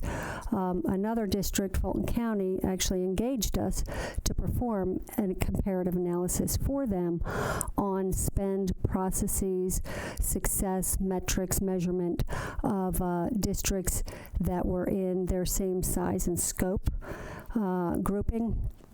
And that happened to be along the areas of technology. But they've also engaged us in a number of other areas outside of technology in human capital development as well as we did a 2-day facilitation with their superintendent and key leadership team on distance learning. They wanted to develop a distance learning strategy, and so they asked us to facilitate that, which we did, and we helped them then put together an executable strategy for their distance learning initiative, which they are now, they've implemented over time as well. Did that answer your question? Yes. Okay, thank you. Again, One more question. Again, I'd like to thank you for coming in and presenting. What I'm hearing is that you're more into strategic planning, working as a whole entity. I'm not hearing that you are specifically zeroing in on what our needs are. And but rather you would hire somebody else to come in and look at the needs that we're specifically interested in. So, I mean, am I right? I must have miscommunicated that. I wanted to provide the breadth of what we do, so we certainly have operated and do operate on that enterprise strategic level, but we also work specifically with HR teams in developing specific strategies, approaches, and policy and process where we actually perform those responsibilities, not just advise them to perform them, but we will actually be the ones that facilitate those sessions, that bring together the information, that work collaboratively and closely with their teams to make sure that these standards that we've documented for you are those that you're going to execute, as well as we provide them with the reinforcement tools for them to make sure that those practices are implemented and reinforced. And yes, we will actually facilitate those training sessions for them as well. So my apologies if I was miscommunicated. The training sessions, yes. But you do not develop the discrimination or harassment or misconduct policies and practices. That is, when it comes to certain areas, we may not have done that in the past. We certainly have developed a lot of procedures around many different policies, but in particular, sexual harassment has not been one that we have developed, but we've developed many others in the HR spectrum. Thank you. Thank you very much. And my apologies for the lack of clarity in my response. Shirley, last one. One thing you talked about having to go outside to get legal. You could use probably. I mean, couldn't you talk to our attorney? Absolutely. Yeah. So you wouldn't have to go out and hire somebody. Absolutely not. Just clarify. Yeah, really leveraging it, and the reason I mentioned that honestly is because it's important for us to share how seriously we take our responsibility when we work with one of our clients. When there is any claims of misconduct of any type, certainly there are HR practices that are best practice in the industry, but sometimes it gets to a point, depending upon the scenario, where legal expertise is required, and we would want to make sure that we advised you, and if you have in-house legal experts, we could work collaboratively with them. So yes, thank you. Thank you very much. I appreciate it. Anything else? No, thank you. Well, we certainly appreciate the opportunity to meet all of you and present information about our company. Thank you. Thank you. Thank you.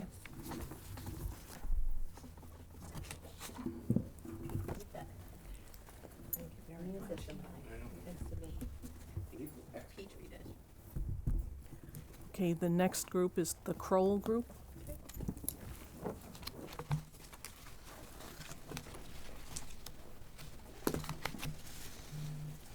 Definitely incorrect. There's a lot of good stuff, though, in there. I was like, oh, about that. But Caroline's 100% correct. Yeah, thank you.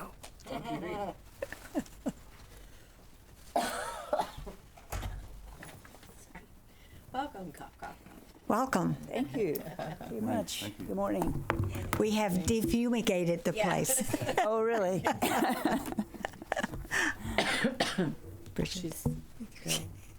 I'm coughing. Welcome. Thank you. Shall we proceed? Yes, please. Very good. Honorable school board members, we appreciate the opportunity to speak with you this morning about a very somber, sobering topic, but a crucial topic that we believe should be addressed and resolved so that everyone can get back to the primary responsibility of educating the kids. I'm Lori Fleming, Managing Director with Duff & Phelps Kroll. I represent our local Florida presence. I'm based in Jacksonville, Florida. We also have a large office in Miami. And I introduce my practice leader, Mark Ehlers. He runs our dedicated Title IX sexual abuse and misconduct practice. It's a very mature practice that's been in place for quite a long time. It's not just a sort of a thing that we do when we get an opportunity. These folks have been dealing in this topic for many, many years. So we're going to dive right into the meat of our proposal. So I'll turn it over to Mark to introduce your background and more about the practice. Thank you. Thank you, Laura. Well, good morning, everybody. It's your red button. There you go. Is that better? Good morning. So as Lori said, my name is Mark Ehlers. I am a managing director at Kroll. I'm the head of our Philadelphia office, and I'm a co-leader of our Title IX and sexual misconduct investigations practice. I have been at Kroll since approximately 2006, and in that time I have done a wide variety of internal investigations, organizational reviews, best practice reviews.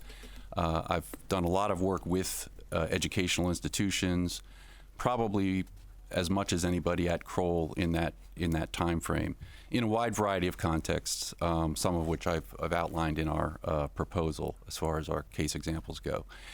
Just by way of background, I'm an attorney. I was an assistant U.S. attorney for about 18 years before I joined Kroll. I started out in Washington, D.C., which was in D.C. The U.S. Attorney's Office is both the federal and the local prosecutors. I was mostly on the local side there. Spent a fair amount of my time in the sex offense unit. We were one of six. I was one of 6 assistant U.S. attorneys that were responsible for all of the child sexual abuse and rape cases in the District of Columbia, and it was a vertical prosecution unit, which meant that we got the case from intake, working directly with a detective, and we worked with the victim throughout the process. So if there was sufficient evidence to prosecute, I would be with that victim essentially throughout the whole process, from grand jury through trial, sentencing, and so forth. And we were one of the first, it was one of the first vertically integrated units in the country. My colleague Julianne Himmelstein, who's also in this proposal, she was in that unit as well, and she ultimately went on and was a deputy chief of that unit for many years, and has a wealth of experience on the criminal side of things there. Kroll, obviously we do a lot of different things. We've been in business for about 47 years, and known for, depending on what industry you're in and who you work with, you might know Kroll for different things. I mean, we have cybersecurity specialists, we have forensic accountants and financial investigations, and security risk management group, and so forth. I'm a little bit more of a generalist, and my focus is primarily, again, on investigations and reviews. The area of education, working with educational institutions, is something I was always interested in. I enjoy working with them at every level, and I find those cases the most rewarding, and that's how I've sort of got into the niche at Kroll as a co-leader of the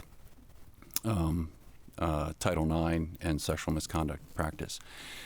We have a team of people. Many of them are, younger professionals in our New York and Philadelphia office, as well as some other offices we've been trained by the Association of Title IX Administrators. We have about 20 of us were certified by them in a training in the last year or two. And with my experience and background, I've done training of both corporate clients and in particular university clients, training their staff as far as how to conduct these types of investigations and implement the policies and procedures that they have in place.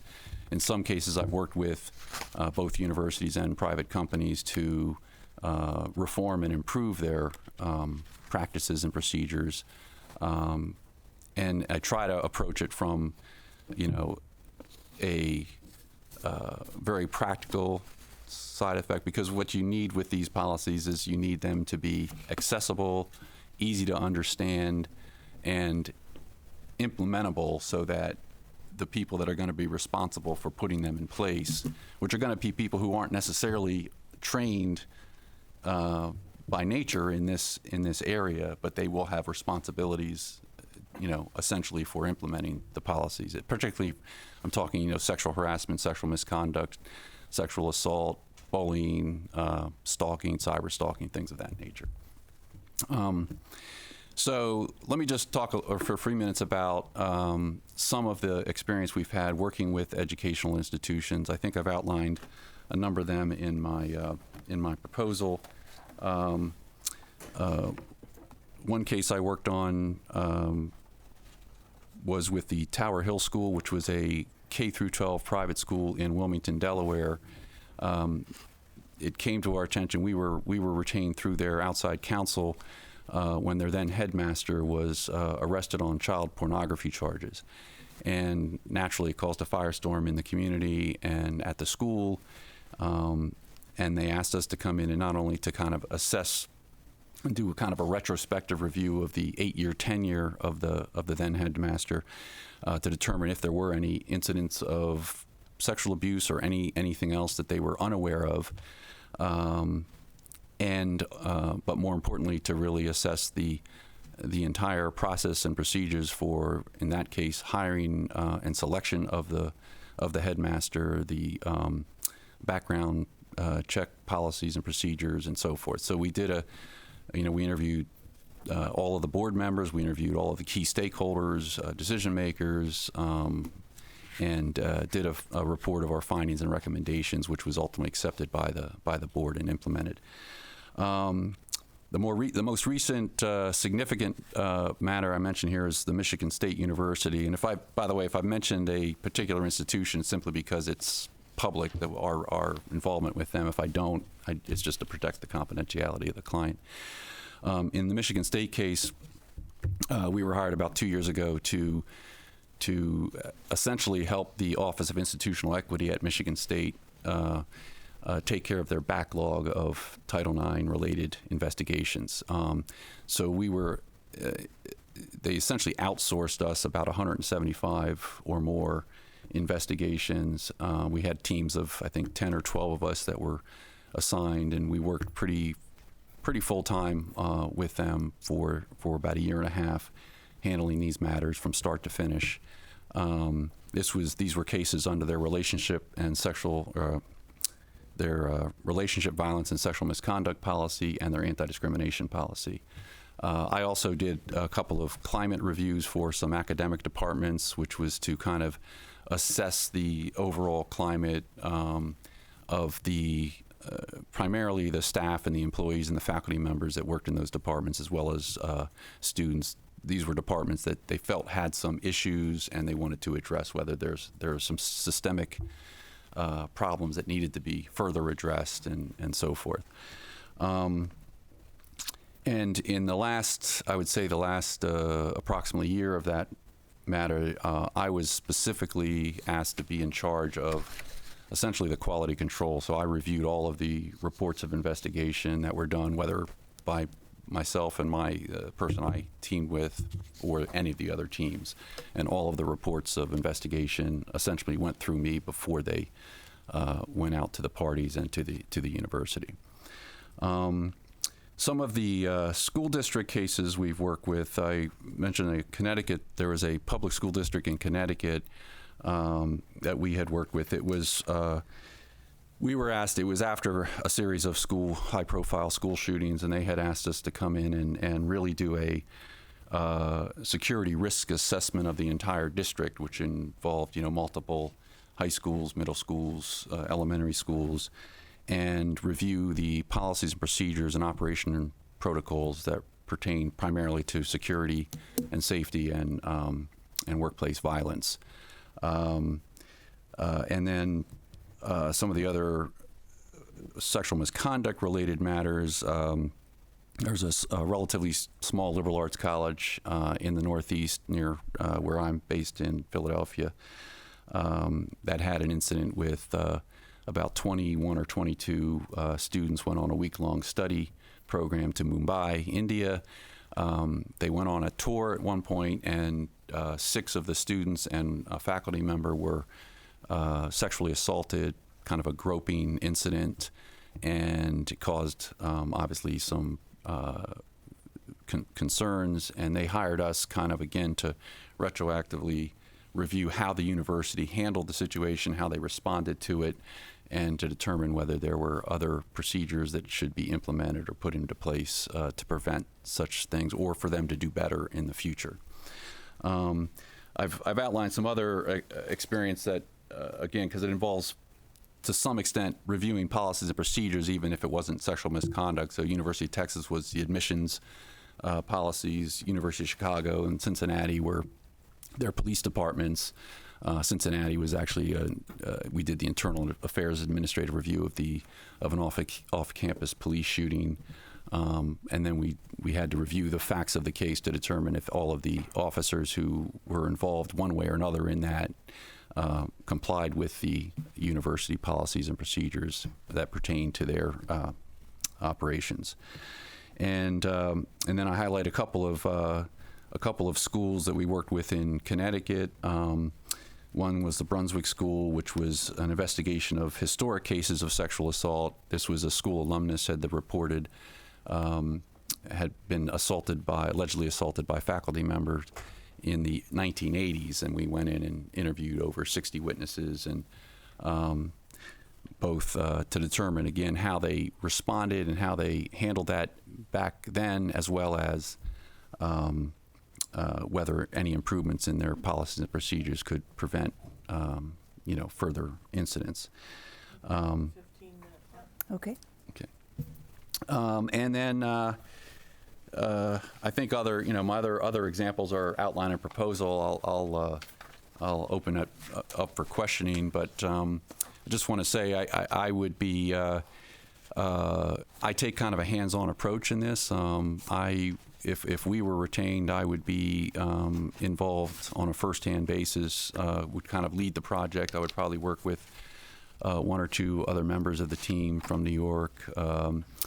Kendra Waldsmith, who I work very closely with on Michigan State, Monica Monticello. These are very young, bright people who are just terrific at everything from dealing with people in these types of cases, as well as research and writing and so forth. So, but we see this as a collaborative approach, and we would be working with the board and the school district in both helping refine the proper scope of the review and the best way to approach it so that it would stick, and that we would be able to help not only with updating your policies and procedures, but also helping with training to implement those, and then sustaining that down the road with approaches to help do that.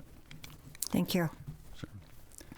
Okay, do you want to switch or do you want to go back the same way? What do you guys want to do? Bridget? I'll start right there. Mr. Eric. Okay, thank you. Very good presentation. I think.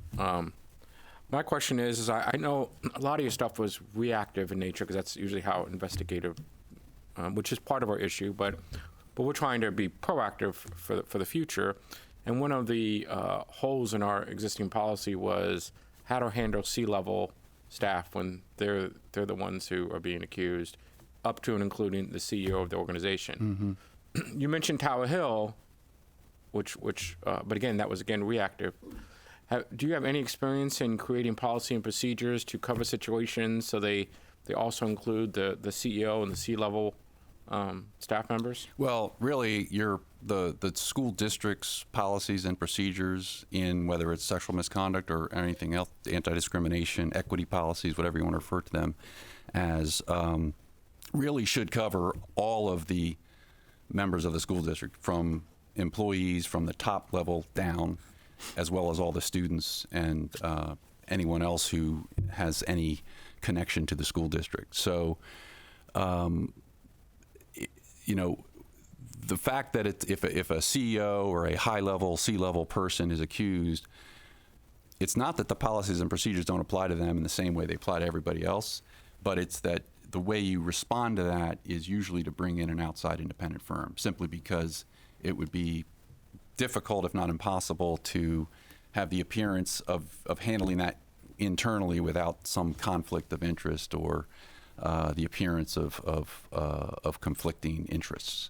So that would be the approach typically in that. Now that's kind of a reactive approach, but I think what you want to do in this instance is to make sure that your policies and procedures are designed to address any level of sexual misconduct or harassment or discrimination, regardless of whether it's the top level down or a low level staff person or a student. Thank you. Shelley. Yes, thank you for your presentation. I mean, I get the feeling that you basically be able to hit the ground running. You've got the experience in sexual harassment and getting those policies and procedures. I was impressed with the previous one with all the experience they had in K-12 education. But I think right now what we're looking to have is that policy written. Mm-hmm. And how you do that, and in what issues you do come up with when you've got the CEO, right. and it's that tricky policy and procedures that we want to have the policy written, right. And that's what we're looking for right now. Any idea how long this would take or how much it would cost? Well, as far cost would be, it's hard to say precisely now, just because it really depends on the scope and what your budgetary pressures are and so forth. But I will say, though, there are a few things that I think need to be done in order to do this properly. And every school district has unique set of circumstances. Mm-hmm. Obviously, Sarasota County has its own concerns based on some incidents that have happened, as well as just general concerns about the makeup of the district. And it's important that whoever does this has to spend a little time with key people, key decision makers, stakeholders. Right. And how broad you go will depend perhaps on how expensive it is. I mean, look, you could get, ideally you'd want to get some input and feedback from even student groups and community groups and parents and so forth. There may be ways to invite that feedback without necessarily spending hours and hours talking to people. But it is important to spend some time talking to, the high-level administrators and anybody who has had any involvement in this, because you need to understand, okay, what is your history here? How have things been handled up to date, and what concerns do you have? And it's not just a matter of looking at what policies you have and saying, okay, we're going to throw these out, we're going to rewrite new ones. We can certainly do that, but you don't want to do that in a vacuum. You really want to have some idea factually of what's going on in the district. Thank you. But I think to answer your question in one respect, I don't think it should take too long. Yeah. I think it's a matter of probably a couple of months. I don't think it's going to be, several months or anything like that. Thank you. Yeah. Jane? Well, I think what we're interested in is best practice and making sure that we have best practice in this area, because it is so important, I think, to the world of work, to make sure that we are on the right track, mm-hmm. that we do have the right people in place, the right processes, and that we, start the ball rolling, shall we say, in that area. There's some other areas that we want to look at in Human Resource Department, but I think this would take us leaps ahead as to what is the most important thing that we need to do right now in terms of equity, and I'm making sure that we don't have anything fall through the cracks in the future, that we are on top of this, that we set this as a major priority at every level. And I guess one of the things that I was most concerned about in our former process was the fact that we didn't do things in a timely fashion. Mm-hmm. I mean, you don't sit on something that is an issue, an urgent issue like this. You don't sit on it. And we need to make sure that we put this to the priority that I think it really needs to be placed in, because it impacts every area. And, the culture of a school district is so important. I mean, strategy is great, but you got to have a culture first. And this is so important, I think, to our culture that we get this right. Yeah, I would agree. And I think one of the things that certainly we would look at is how you've structured things to try to implement the policies, so that, if there isn't someone already who's effectively a Title IX coordinator or some equivalent mm-hmm. position, that may be a position that potentially would need to be created mm-hmm. or would be recommended in order to then work with because then you need to designate at least one person at every school, whether it's a principal delegating an assistant principal or somebody who's going to essentially then fulfill the role as deputy Title IX coordinator to help implement at each school, so that people know who to report to when there's an incident. And then working with the coordinator, you determine what the appropriate response is. Because sometimes the appropriate response is an informal resolution. If it's a relatively minor incident, maybe a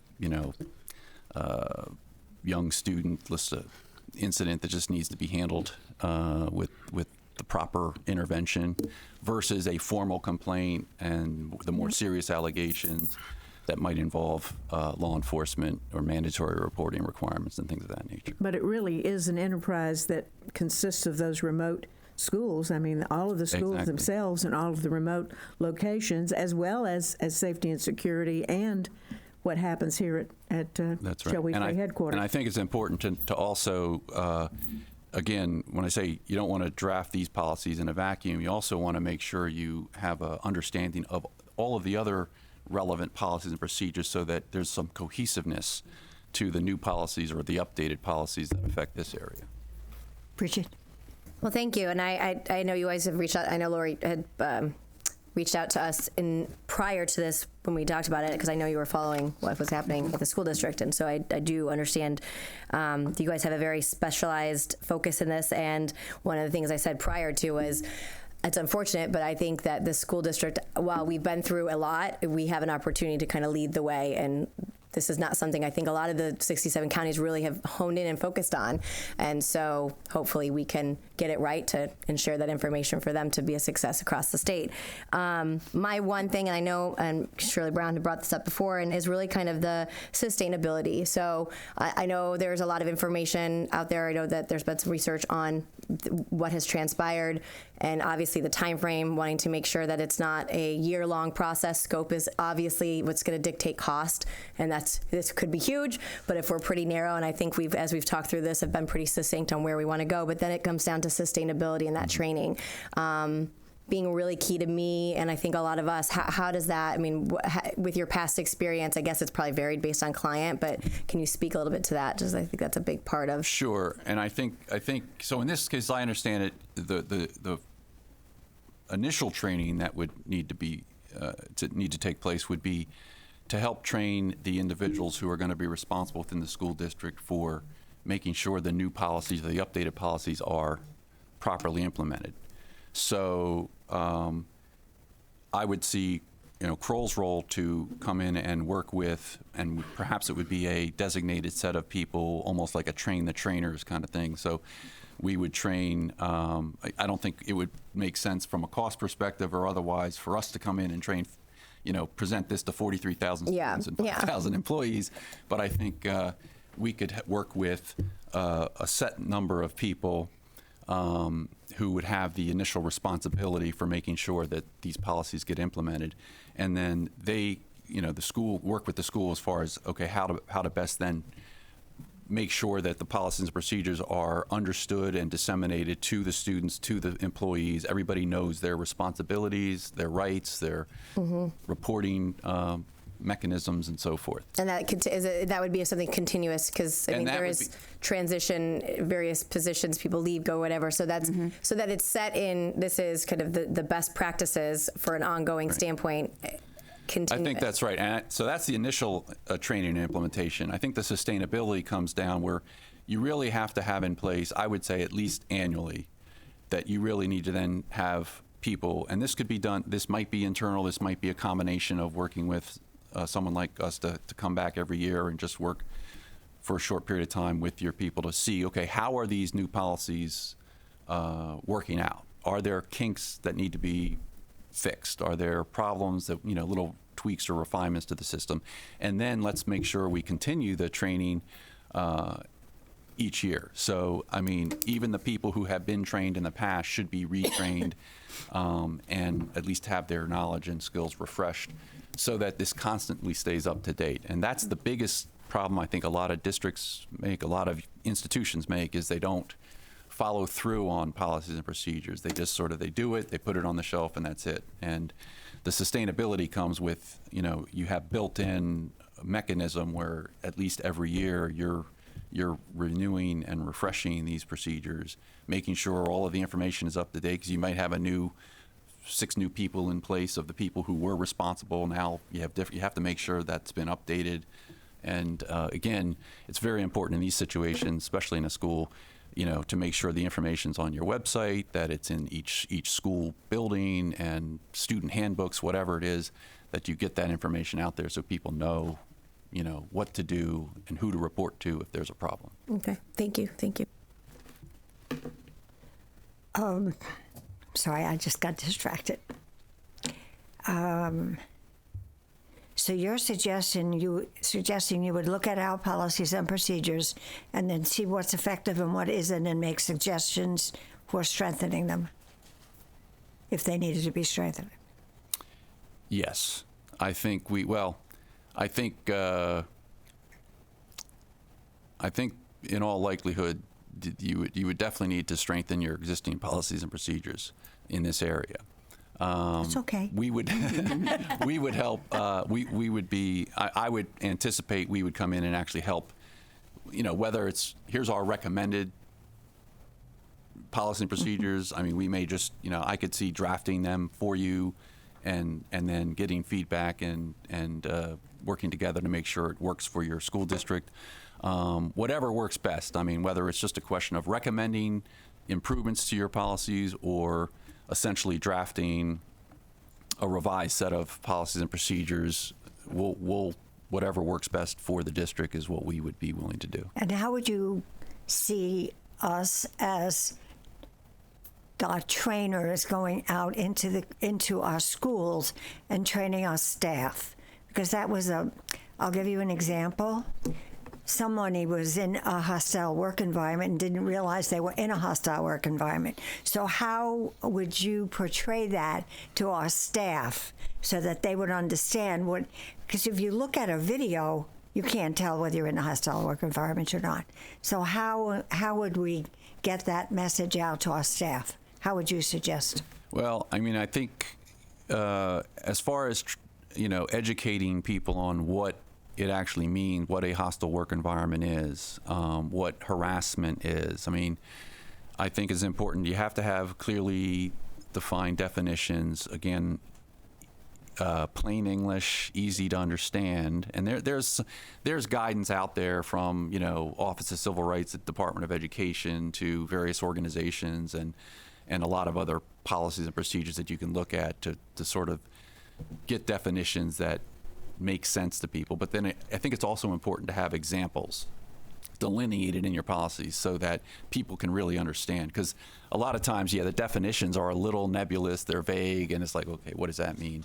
And giving examples of specific quid pro quo harassment or hostile work environment or, other unwanted, touchings, whatever it is. I mean, there's a whole number of examples that I think can be listed that give people a much better idea in a concrete way of what we're talking about. Now, would you suggest doing this through videos to staff? You could. And look, there. As far as educating and prevention on sexual abuse prevention and awareness and sexual harassment prevention and awareness. It could be that, we'd recommend there may be specialized firms that do that, do that kind of training. And it might be you consider that if that's what you're looking at. As far as educating on the policies and procedures, though, I would suggest that, at least in the first instance, we'd come in and we would train the people who are going to be responsible within each school and throughout the district in implementing them. Then it would be up to us to say how those trainers would deliver that message. I think so. You would give us some guidance. We would certainly give you guidance and recommendations and can work with you on doing that. I just feel from a cost-effective perspective, I think we'd probably want to figure out a way to do that in a way that wouldn't necessarily have us come in and train all 5,000 employees. No, but right. I mean, happy to do it. Enough training for our trainers to recognize how they should be delivering the training. Exactly, and that would be what we would be focusing on. Okay, because that's really what I'm looking for. Shirley? I had given our HR department copies of forms that I had seen that other districts used, where they said, all right, you know, and you know, this was a complaint, and then you list, you know, what steps need to be taken, and so that, you know, or like, you know, was law enforcement called, you know, in yes or no, or, you know, what, and that you also make sure that you put down what it is that the victim or the complainant is complaining about and what relief they want, so that we get that up front, and then go from there. Like, do we need to call law enforcement, you know, or can our local school police handle it, or do we need to call, you know, children and families to report abuse of a child? Those types of things, perhaps in the form as we're going forward. And I guess we're running out of time. Yeah, and I would imagine that all of that discussion will come back to us as we move forward. Thank you very much for your time. I appreciate it. Thank you all. Thank you.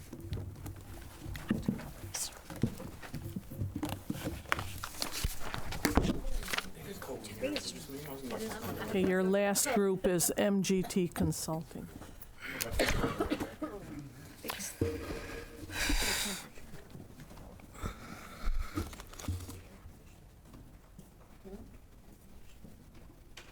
Just went off.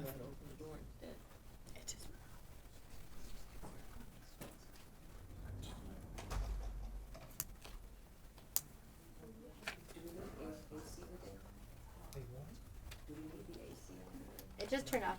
We were off both. Oh, you want me to turn it off? No. I listened to it by myself. Do you want it higher? No.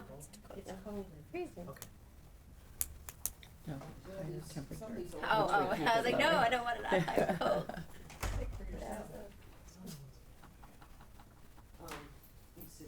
Speak for yourself. It was fun. We had a good time. So the red button needs to be on. What do you want this to be? Every time she'd stick money in, she'd win. Good morning. Good morning.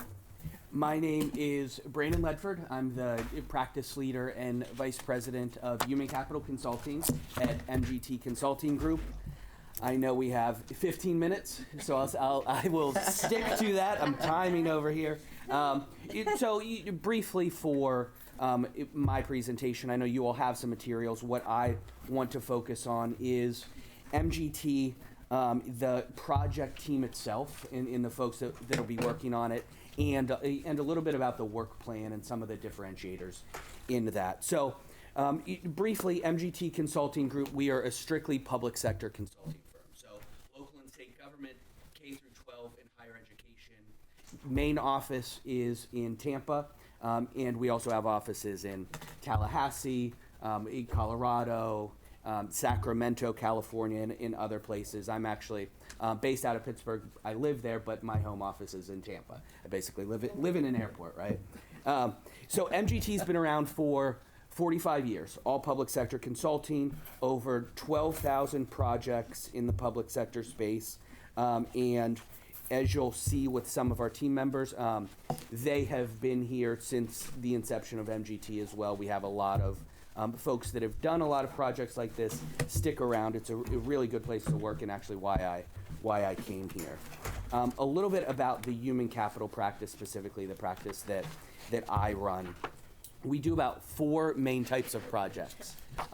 First being compensation and classification studies. We do organizational reviews. In 2012, MGT was part of an organizational review here. We also do human resources studies, updating policies and procedures, handbooks, and we can maybe get into this in the Q&A, but we had just completed a project for the County of Glades that was similar to this, updating their handbook, policy, and procedure review. And then we also do some executive recruitment work as well. We have 2 partnerships that I'll highlight. First one, more on the comp and class side, that's with salary.com. For a company of our size, it's a really big, unique partnership. But specifically for this, and when we talk about surveying folks, we have a long-standing partnership with Qualtrics, and how that helps us get data when we're talking about it. We can send surveys via email. People can fill it out on their computer, on their smartphone. It just makes the collection a lot easier than your typical going in there, handing out paper surveys and doing that type of work. I want to spend a good amount of time on the team and the team that will be working on this project if we are selected. So again, myself being the practice leader, I have dedicated my life to the public sector. So after graduate school in Washington, D.C., I interned and worked at the White House, the Office of Science and Technology Policy, and then have been doing public sector consulting since then. Booz Allen Hamilton, Deloitte. I got a great opportunity, and this will lead into this, to lead the human resources and policy and compliance departments of a global international company based out of Tampa, and then was given the opportunity to work here after Nancy Stepina Robinson. Some of you may know her from the last project when she recently retired. Our team also consists of Sheena Horton, who is the project director, and Leon Corbett. So he's the director, and he does any human capital finance and operations reporting. Myself, Sheena, and Leon, we have our project management professional certifications. So really, we ensure that projects are completed on time and on budget. Very important. As we'll talk about in the project itself, I think probably one of the biggest components of this is the change management and the communication part of it, because I think really anyone can tell you what best practices are, can put together a handbook. And we always find the communication part of this and being upfront and honest with you all, with staff, with anyone who touches this project. And because of that, in February, I'll have my change management certification as well. We'll be putting a lot of those things in place on this project. We have a consultant, Will Fiorito, master's, Florida State. Kelsey Miller, master's, also Florida University as well. Everyone on the team will have their master's and has experience on these projects. 3 people that I like to highlight that are still part of MGT. Dr. Fred Seaman, he runs our government consulting business. Him and Robert Holloway, he's our SVP of strategy. They were also a part of the 2012 study as well. So they have the experience of that study. Fred Seaman has been at MGT since 1982. He's a great mentor. He's been here before, and this team are all public sector folks. They've worked in state governments, in other places before, in human capital issues. So getting into the project itself, again, like I said, I think what you may hear today is a little similar, so I'll try to highlight some differences in what we do and how we work these projects. So obviously we're looking to update policies and procedures, align them to best practices, work with SHRM, and try to get the Society of Human Resources Management to try to make sure that you have the best policies and procedures. I think something that's very important is, again, you all have a handbook. You all have policies and procedures. It has to go above and beyond that. There has to be training. There has to be communications. There has to be checklists. There has to be other things besides finding what's new and what's updated there, because a lot of places have handbooks, but things slip in the cracks because the other things aren't there. So how we typically run these projects, we'll start off, and we will, whoever the project team is, we recommend that you all have a designated project director that myself and Sheena can work with directly.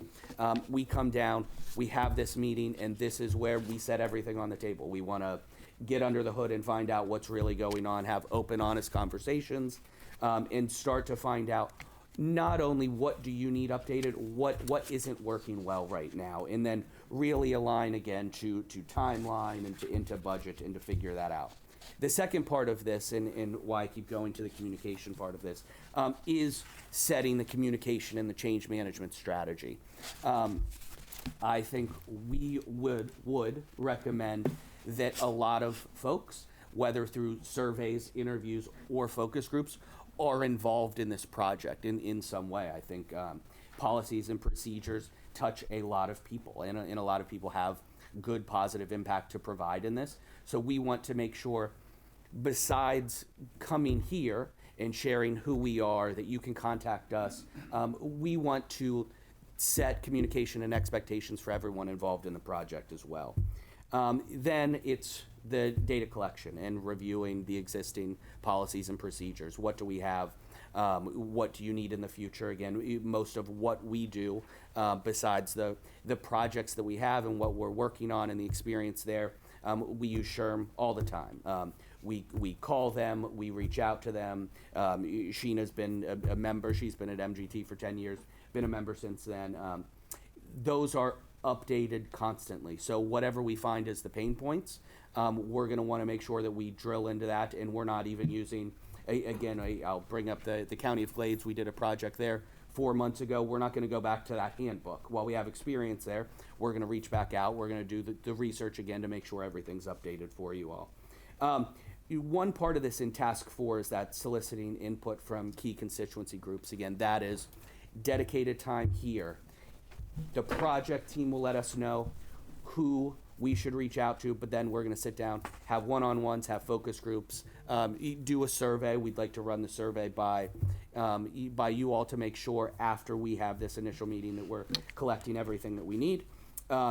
Ensure that the input from both the project team, but everyone involved is brought into this project and is part of that end result. At the end of this, you'll have two things. You will have new policies and procedures, a report of recommendations, what needs to change. But we want to take it to the next step. How do you implement it? How do you train on that? So obviously we'll have an implementation plan. We will come down and train on specific parts of the policies and procedures that is updated. And we can continue to come down and train again. Or we can also schedule it, get it on video on an intranet site, and make sure that not only are people reviewing this, but during an annual review or during a new hire review, that people are able to go and find this information pretty easily and accessibly. So the end of this, I mean, our goal for this is obviously to have updated handbook, updated policies and procedures, a training plan, recommendations for improvement that align to best practices, and make sure that we are supporting you with communications, with training, and making this sustainable, not making this a report that we give to you all that sits on the shelves and nothing happens. So with that, I'd actually like to leave more time for questions with this. Maybe you have questions about clients in our public sector work, but I'll leave that open to you all. Bridget? Thank you. Love your energy. I just asked the same question that I kind of have with all, is really because we're really honing in specifically on the sexual equity and sexually misconduct, because it is an evolving world that we are finding ourselves in, whether at K-12, post-secondary, or even corporations, all are evaluating it. So what experience specifically does MGT, your firm, have in that space? Yes. So two things, and now I won't mention specific clients because Fair of enough. this reason, right? But I will say you have two experiences in the past year that are related to this, and we have, so I should say as well, Dr. Fred Seaman and Reggie Smith, they run our diversity and inclusion practice. We have a practice dedicated to this type of work. So when we're dealing with these issues, we have two folks, like I said, Dr. Fred Seaman, been at MGT since 1982. Reggie has been here for 25 years, and we're real partners with them. They're both in Tallahassee. So our work really has this lens, but besides, obviously, it being part of any of the human resources work and the training that we do. So I know you can't use them by name. Are they? And I know you only do public entity space. Are they post-secondary institution, K-12? They are all. So they are local state government, K through 12, and higher education, mostly in Florida. So we've done 300 studies of this type, human resources studies like this. In Florida, and again, the list isn't even complete. In Florida, over 100 of these in the past two years, specifically with this. I can think of 7 specifically of K through 12, 2.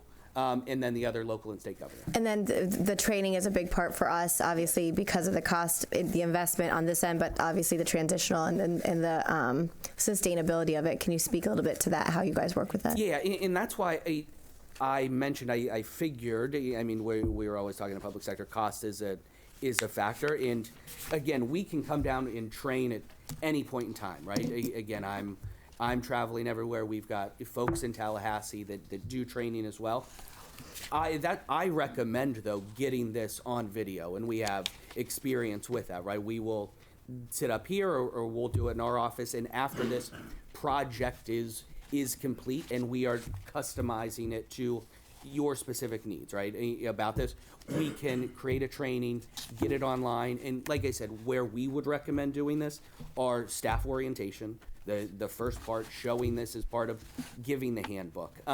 But then at any point in time when someone needed it to, could be on the intranet and to do that. And I do just want to go back to the one point about it having to be more of a living document, because I remember even I wasn't at MGT in 2012 during the last study, but I know that one of the recommendations of that study was to review policies and procedures, right?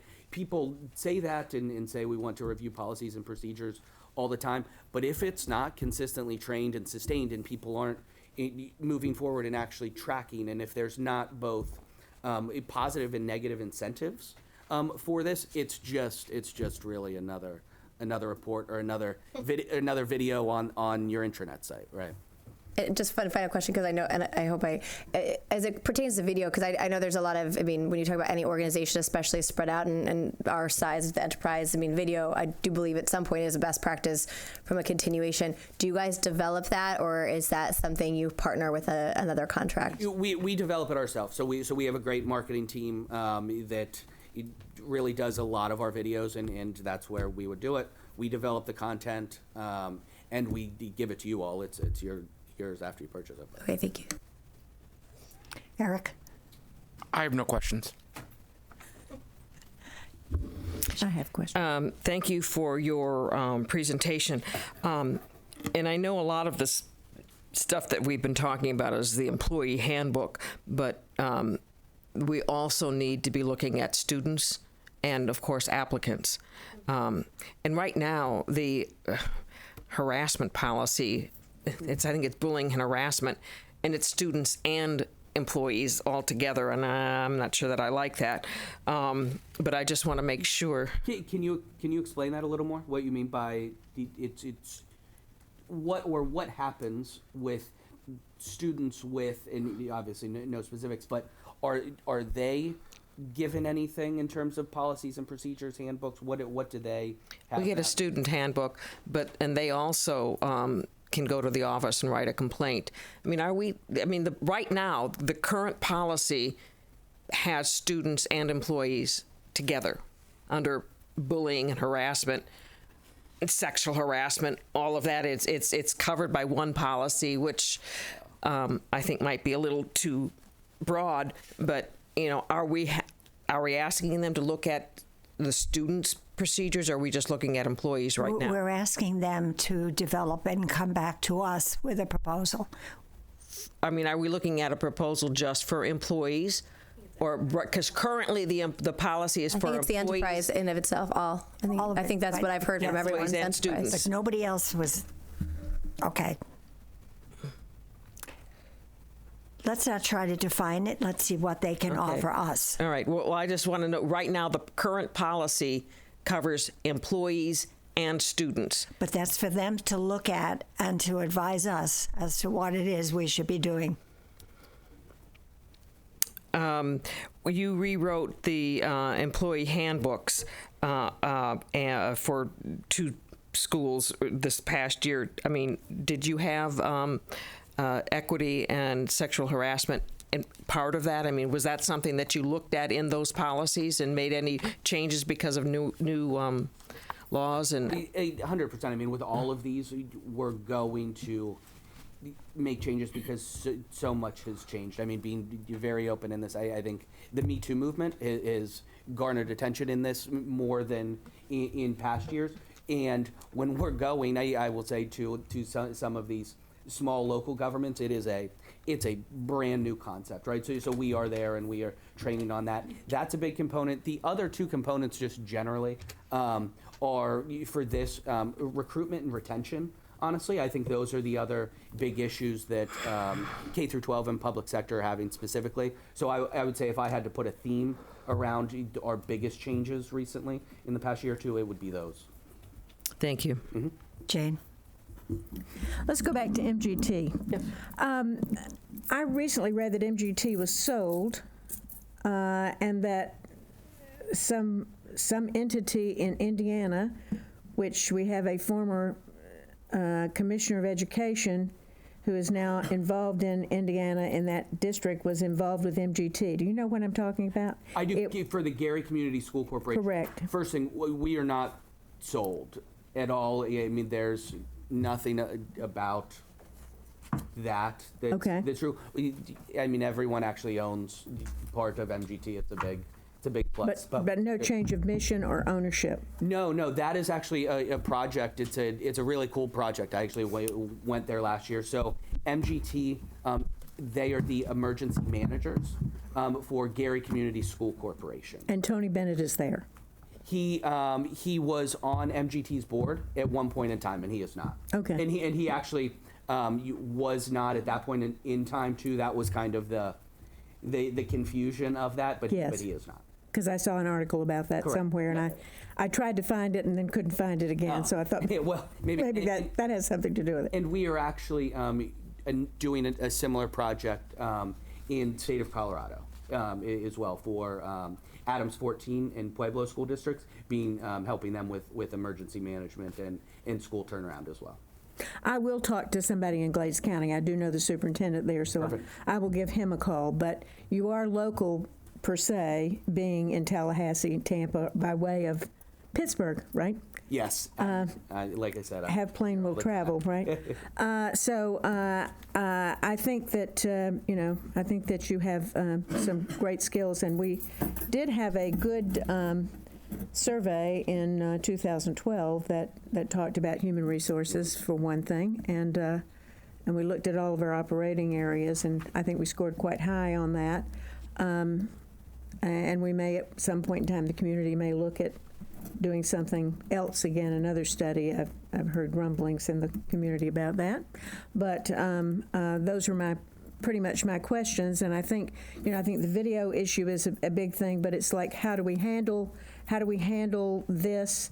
What are school districts that you know of, or entities that you know of, that have ascribed to a new set of policies and procedures in this area? How are they handling the reoccurring of training? For example, in the old days when I worked for IBM and we had a thing about competition and we had to have one hand tied behind our back, we had a review every 6 months of procedures that we were used or could use in selling equipment. And we couldn't talk and disparage anyone, and we had to make sure that we were very careful. If there was an existing order, we couldn't try to replace it. I mean, we had a lot of things, but we had a sign-off that we had to do, and upon not doing what was told on that sign-off that you wrote every year or every 6 months, that was the end of your career. So what do you recommend in terms of that to make sure that training is updated and continually in process so people understand the importance of it and follow the guidelines? Yeah, it's a great question, and I think it's kind of beyond even what's there or what's being updated, because I know, all right, when I worked at Deloitte, every 2 weeks, you're going to get a notification. You have to take this training. You have to do that. And people will go in. They'll click through it. They'll be doing something else. And then they'll try to pass the test. If not, they'll keep going and do it, right? That's what also happens if you get these videos and you just do that. So I feel a little old school in the sense of, yes, we can create videos and we can even make them mobily accessible so people can find them anywhere. But I really like the idea of actually having a place where people have to be, where people have to kind of pay attention, have to set this aside, have to do things together, and making it a little interactive. Because if not, again, it's like, I feel it's a report or a box that you check that nothing's really going to happen. So I would recommend both, a combination of, yes, it's a part of the orientation package generally. You have to review this, you have to sign off on this, you have to watch this, but throughout the year, hey, this is valuable to us. Our sexual harassment policies are valuable to us. We are having a trainer come in here for 2 days, and you all have to attend this. I mean, that would be my recommendations. But again, we know costs are associated, we know all of that, we have options, but I mean, without even knowing specifics, I mean, that's what I would recommend. That's a little different than what I heard before, because before you said it's video, video, video. Everything is video and digital. Okay, so now I'm hearing it might be video, but it has to be video in a controlled area. So that, because my biggest complaint is that you give someone a video and exactly what you said happens. And because I've had people tell me that they're not even aware of what a hostile work environment is, even though they've signed off on videos and materials. So how do you ensure that that doesn't happen, that the people actually know what's happening? Yeah, there are basically only really two ways, right? It's the testing of it. So during the video, during the live conference, you have pre and post testing. I think everyone does that. I would also say why we recommend, even if it's a video, you can be creative and interactive in a video, right? You can have to make selections throughout training videos. I just think if you're not personalizing it somewhat or making it a little interactive, you're just going to get what we've talked about, video. And yes, I do say video is important. You have to have that on top of policies and procedures. So that's kind of what I was getting at. But yes, it has to be. Thank you. I appreciate your time. Thank you very much. Thank you. No, thank you.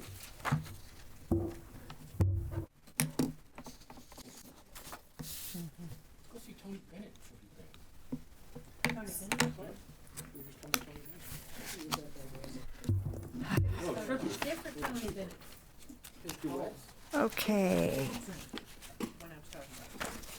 We are now up to the risk investing. Welcome back, Carol. No, I'm not. Wait, are we supposed to be discussing this? Yeah. Want to discuss this? Yeah. Okay. So I didn't know we were going to do it now. It is your job to pick one.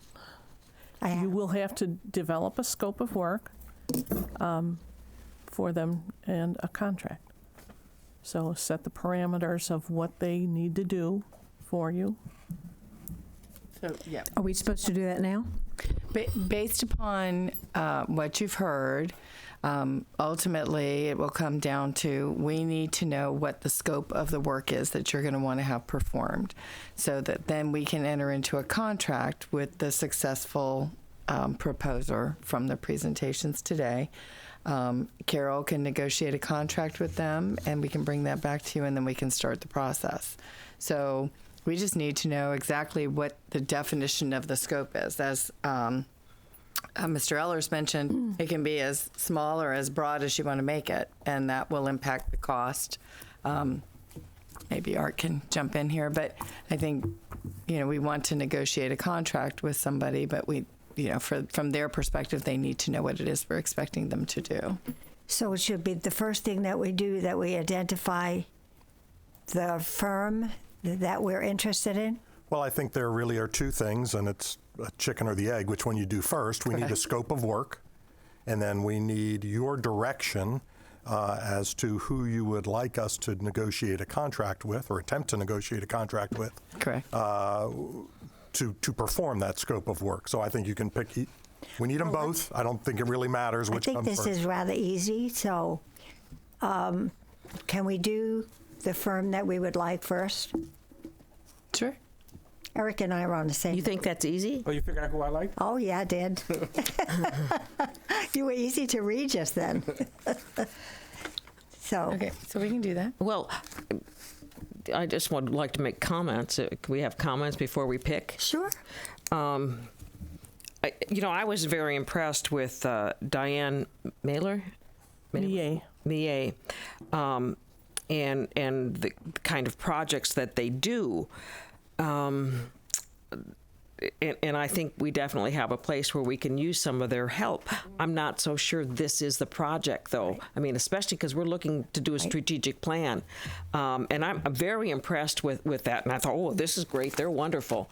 But then we started looking at the other ones that have more specific expertise in the field. And I look at the Kroll and Associates, and well, they have more, I think, expertise in the Title IX and more on the university level. But you look at their hourly rates, and they're like more than twice as much as the other groups are on an hourly basis. I mean, they're $225 to $600 an hour. Now, maybe it won't take them as long because they know more. I'm not sure, but that hourly rate kind of concerns me. And then we go to MGT. And, they seemed, especially they just did one for Glades on HR policy. And, and their rates are in ballpark, I think, with the same ones with the first group. So, I mean, I'm kind of leaning to MGT because I think of where the rates are. And then also, because I think they do have the expertise to do this. But, I would... Sometimes you get what you pay for. Well... Who would like to speak next? Jane? Oh. Are you done? Mm-hmm. Well, I would say my first choice would be Kroll, regardless of price. And the reason why is because this is important stuff. And I think they have the most expert, and I'm getting yeses in the audience, they have the most expert analysis and professionals on their staff to do this work. I think this is something that they have done many times. I think they understand the dynamics of the issue. My second would be MGT. I liked MGT. I liked the presenter, and I think they have some good things to say. And DMA would be my third. I do believe DMA has some expertise for us to look at, Carol, in future areas of the district if we need outside help. I think they're an excellent. And I will speak to some people in Orange County, and also I will speak to the Superintendent Glade. But I would think that Crow would be my number one. Who next? Bridget? Well, yeah, not to dismiss DMA, I actually appreciated how their candidness and how straightforward they are when I asked specifically, and I think they do have a lot to offer, but for this particular scope, so it was great information, and I think they do a lot. They have experience, but for this, it's Kroll for me. I think when we talk about, I have continuously, I know I said this to you and you, is scope is a big part of what's going to really drive that cost, and we can make this as big or as little or narrow as you want. We need to, but I believe, and it's really exciting that we're all on the same page, that this is important. If you want to quantify not doing something or not doing it right with the right experts, the legal fees, and I think we could probably substantiate that in true fact right now, would offset that cost. So it's really the investment in the front end looking forward. So, and I do think that Title IX expertise, and I think they hit on the component, because we were talking about the implementation, and something the gentleman said was, I mean, we can do it that way, but he's being cognizant of the cost so that it doesn't just expand and blow up, because what we would have to ask is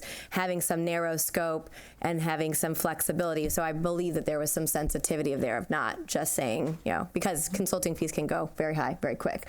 So it would be Kroll for me. I think MGT, to me, I think they did a good job. I loved the energy. I think there's expertise as niche as we want. And I don't think that even if there has been K-12 experience in some of these, I don't think K-12 has experienced what we're trying to do. That's why I keep going back to, and I think, Jane, you're in a really good position right now to cast this out as something from FSBA's standpoint as of leading the way, and I really do believe that. And so for me, I think that's kind of how I'm looking at it for it. You are correct, Ms. Sucker. As always. No. No, not always. No, not always. I was trying to be nice. The first person, I think we could use the level of expertise in other things. We're looking at strategic plans, looking at, other things. I think it was good. MGT, he must have used the word study and report so many times, and that's really not exactly what we're looking for. We're not looking for a study or report. We could give it. We could give a study report here. I like Kroll, and you got to get it right the first time. It's cheaper if you do it right the first time. So if we got to invest a little bit in the upfront, then I'm fine with that. They clearly have the, between the three, the breadth and knowledge and experience to get it done. I too would go with Kroll on those issues. And I think another reason why I think I'm comfortable with Kroll is because they also understand the importance of the student side of it. Yeah. So, and, our policy has both of them together. And I think we need to look at both of them together. Even right now, we're reacting to employees. But the student issue is one too. So I think they have that. That would be part experience. of the scope. Surely that's why I didn't want you to. Well, when we're choosing somebody. Yes. But right now, the current policy has them together. I know. And so I think if we're looking at that, they have both of that. Okay. So it seems like. Do you want to know who I chose? The same one as you. When you had no questions for two, I said, Kroll. By far, they understand exactly what it is that we're looking for. They have expertise in that area. I like the fact that he doesn't focus so much on video, which really left me cold because of what I've heard. The video does not work. You have to have some personal interaction with people to get them to understand what it is, what type of environment they're living in. You just can't get that from a video. So Kroll is your one. We will endeavor to negotiate a contract. Now the question is a contract for What? for what? Yes.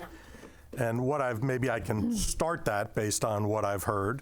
I believe the board would like them to review our current policy and practice, but to review it with an eye on recommending to us revised policies and practices in the areas of sexual harassment, discrimination, what we generally call equity issues, right? Best practices that they can reduce to paper for policies and practices in those areas encompassing both adults and students. So adults, staff members, applicants, visitors, students. For both of those things, to the extent that those are different, we would want recommendations. I assume most of that will be the same. And certainly to include in their recommendation for an investigative process when we get a complaint. There's going to be obviously a complaint mechanism, and then their recommendations for procedures for complaints, including any specific procedures depending on the level of employee against whom something is alleged. So obviously if it's the superintendent or the equity coordinator or someone like that, it may be different than if it's a teacher or a bus driver or some other staff member. And then also to include their training. Yes.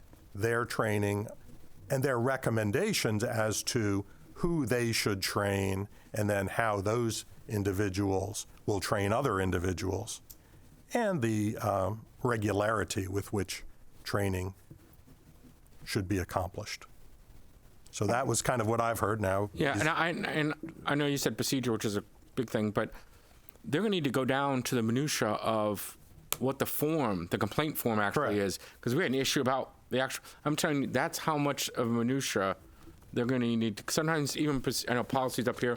Sometimes procedures. Getting all the way down to what the complaint form says and what you can do with this complaint form. I know that's, to me, that's minutia, which normally you wouldn't hire an outside consultant to do, but in our circumstance, that's I think that's warranted. part of procedure, because procedure is what forms are How used. granular I'm expecting them to get. Yeah. Right. So is that, Anyone else have I any suggestions? encapsulated I it for think you? you've got it. But Great. Got it. All right, Yeah. we will speak with them, and then the formal action you all will need to take will be presumably to approve a contract, or not. Approve or not a contract. But we will try to get that to you as soon as possible. thank you. You're welcome. I'm Thank glad you were sitting here. Thank you, Carol. Thank you. Thank you. Thanks, Carol. And you too, Art. Not Good job. Carol did the hard work.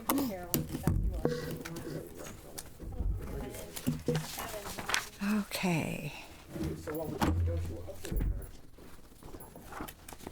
So now it's, Got the risk assessment. Risk assessment. yes. Now we will have the risk assessment review. Who's doing this one? Who's doing this one, Missy? Who's doing this one? This, we'll be asking RSM to come up. They're who you contracted with to perform the district's Would you please risk come up? assessment. This is census. That's for tonight. It's too much paper. My head is starting to more people.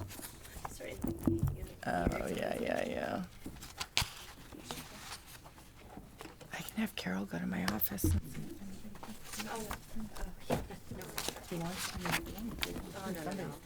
What's the matter? I brought tons of stuff. 30-some people, somebody's always I brought mine to the office so we can all laugh at this. No, I was talking about medicine, medicine. which I have in my paper.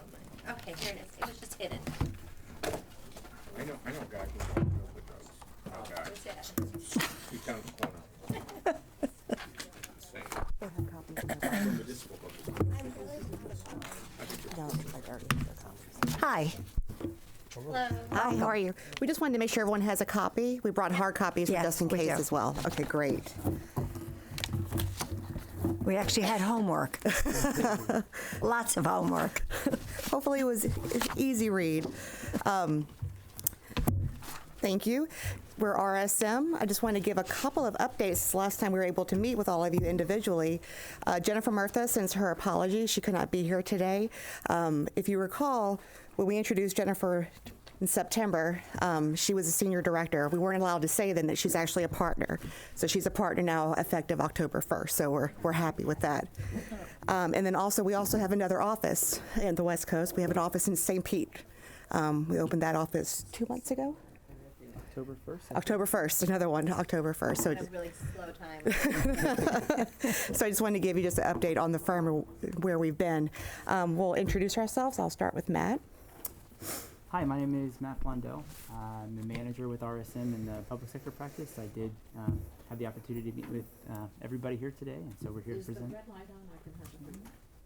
It is now. There we go. There it is. Hi. I'll start over. My name is Matt Blondell. I'm a manager with RSM in the public sector practice. I did have the opportunity to meet with everybody here, and we are here to present the risk assessment, which was a result of our meetings that we had earlier. So thank you for having us. Thank you. I am Clara Ewing. I'm a director in our risk consulting practice. I focus 100% on public sector. School districts, cities, and counties are my focus areas. And mine will be a little bit longer since I'm new that you haven't met me before. But my name's Ernie Almonte. I'm an audit partner at RSM. Prior to that, I was the Auditor General for the state of Rhode Island for 16 years, responsible for the audit of the state financial statements, all the cities and towns and the school districts. And then went on for 5 years to work at the Pentagon. I was the chief advisor to the Secretary of Defense for the audit of the whole Department of Defense, over $3 trillion, all the purchasing and policies and procedures there. And my role here is really, I should also tell you, I'm a resident of Florida, even though you hear that Boston accent. Yeah, if you don't understand some of the things I say, just write down the word and put an R or G on the end, because I still can't use them all the time. But I live in Fort Myers, and so I'm part of the team that provide counsel to the team, and also be a resource for all of you with more than 40 years experience, even though I look like I'm the youngest one at the table. I know you were confused that the gray hair gave it away. So Great to be here. Thank you. So I guess what we'll do is just walk you through the document and walk you through our procedures and what we came up with the top 10 at that current period of time. We know there's been current events that have taken place since then. And we'll kind of walk through that. We'll talk about the agility of an audit plan to be able to allow for changes that happen from day to day. Really, I promise it's a very general question. Okay. But this has draft. Is this a fine? Like the draft part threw me. It says draft. This is a draft document. We have, I believe you all. Their copy is a lot easier to read. The print is a little bigger than what we have. I'll come around here. Okay. So you might want to look at that. It just. I'm used to working at the Pentagon. It's a little easier to read than the one we've got. Not a lot, but yeah. See, the printing's bigger.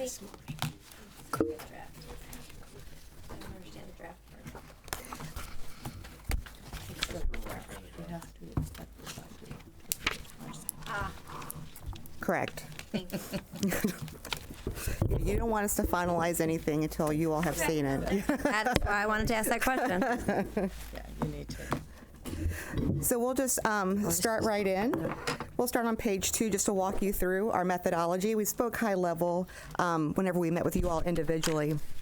But the objective of the risk assessment was to provide the district with a proposed internal audit plan that has sufficient and continuous audit coverage for those areas of having relatively high risk profile, otherwise require internal audit attention for various reasons.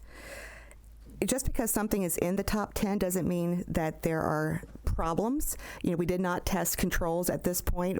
We did not do walkthroughs of your processes, but these areas, some that are on here, just are inherently high risk, whether it be the volume, the dollar amount associated with them, etc. Again, we just want to preface that just because it's in this doesn't mean there's something currently wrong with that process or with that focus area. As I mentioned before, we call this a proposed audit plan because we think that audit plans should allow for agility because there's changes from day to day within your environment that you live in, and an audit plan will be able to allow a board, an audit committee, whomever, to act on those changes and be able to adjust and make sure the resources are going in the right direction. If you go to page 3, just talking about, we met with each one of you individually. We met with the superintendent at that time. We met with the leadership team and various departments, directors and managers. Meeting with those various levels gave us insight and understanding of potential risk from the varying perspectives, because each level has a different perspective of risk. So it was a great way for us to be able to see the insight and gain some knowledge on your control appetite, etc. When we define risk, we're talking about financial and compliance as well as public perception. This is huge for you all. You live in a transparent world, local government, state government, etc. Everything that you do is out there. It's in the paper. It's in your community. We also look at strategic performance and operational risks. We take those and then we evaluate them along a spectrum of differing risk categories as control environment, change, process risk, external factors, and revenue source and materiality. Any questions on our approach and methodology? So we'll go through our top 10. They're in no particular order at this time. We did provide a proposed internal audit strategy for the execution of the audits for whomever may do these. The first one is HR, talking about recruiting and onboarding. So our suggestion for this area would do with through the recruitment, through the onboarding of the employees. You have over 5,700 district employees, 30 positions in HR, filling these. It's imperative for school districts like yourself to be able to fill these positions and fill these positions with the right people and right talent and get them onboarded correctly. Matt, you want to talk about construction? Sure. So the second... on training, one thing that you don't have, you've got the hiring, but I think another issue that we have that's related would be the retention, the training and retention of those employees. So if you were looking at employees, I would think that we would want to make sure that, we don't have employees. We don't, Right. a revolving door. We want to be able to retain them and keep them. That's absolutely correct. This area, the focus was on the recruiting and onboarding, but again, the scope can be further defined and be able to bring in those other topic areas, focus areas. So the second area is construction. Going along with the theme that Claire mentioned of inherently high risk areas, construction is obviously one of the areas where the school district is going to be spending a massive amount of money. And as noted in the current budget, there was over $123 million identified, with about $39 million in the current year for expenditure in construction. And so that sort of coupled with the recent turnover at the construction director position, also considering that there were 2 findings in the most recent Auditor General's report that was issued last January. That was why we added the construction area as an area in the top 10 here. So what we would do is focus on the general controls of construction, starting from the procurement process, not necessarily focusing on a single project, but really the controls that would be in place at that department for all projects, small and large. Procurement all the way through closeout, which would obviously include change order review, invoice review, contractor management, and things of that nature.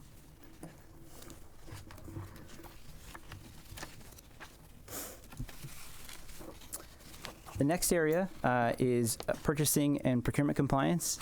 Again, sort of continuing with the theme of inherently high risk. The purchasing department is the gatekeeper of the funds that go out from the district, and in the current fiscal year budget, that was accounting for almost $250 million. And so, as the gatekeepers, purchasing is really responsible to make sure that the procurements are in compliance with state statute, board policy, and that they're following the proper procedures to make sure that the district is receiving the best services for the best price. So that is an inherently high risk area that we would recommend an audit, and that would include the proposed audit plan there would include how the identification of need is coming around, how that's approved, and on through the purchasing process from the different types of purchasing, whether it be through an RFP or an RFQ or an invitation to bid or a sole source, and the different controls specific to each of those different types of procurements. Next on the proposed plan is operations transportation. You have over 370 positions within this department with 200 buses. We have seen with you all had turnover with your department director. We've seen this with other school districts as well, and being able to find the right qualified individuals, whether from a leadership perspective or from the operational perspective. We've seen some school districts just have some problems and some challenges because of the environment that they live in. The audit strategy for this would focus on the related compliance, the staffing credentials, staffing capacity, maintenance replacement of the vehicles according to policy.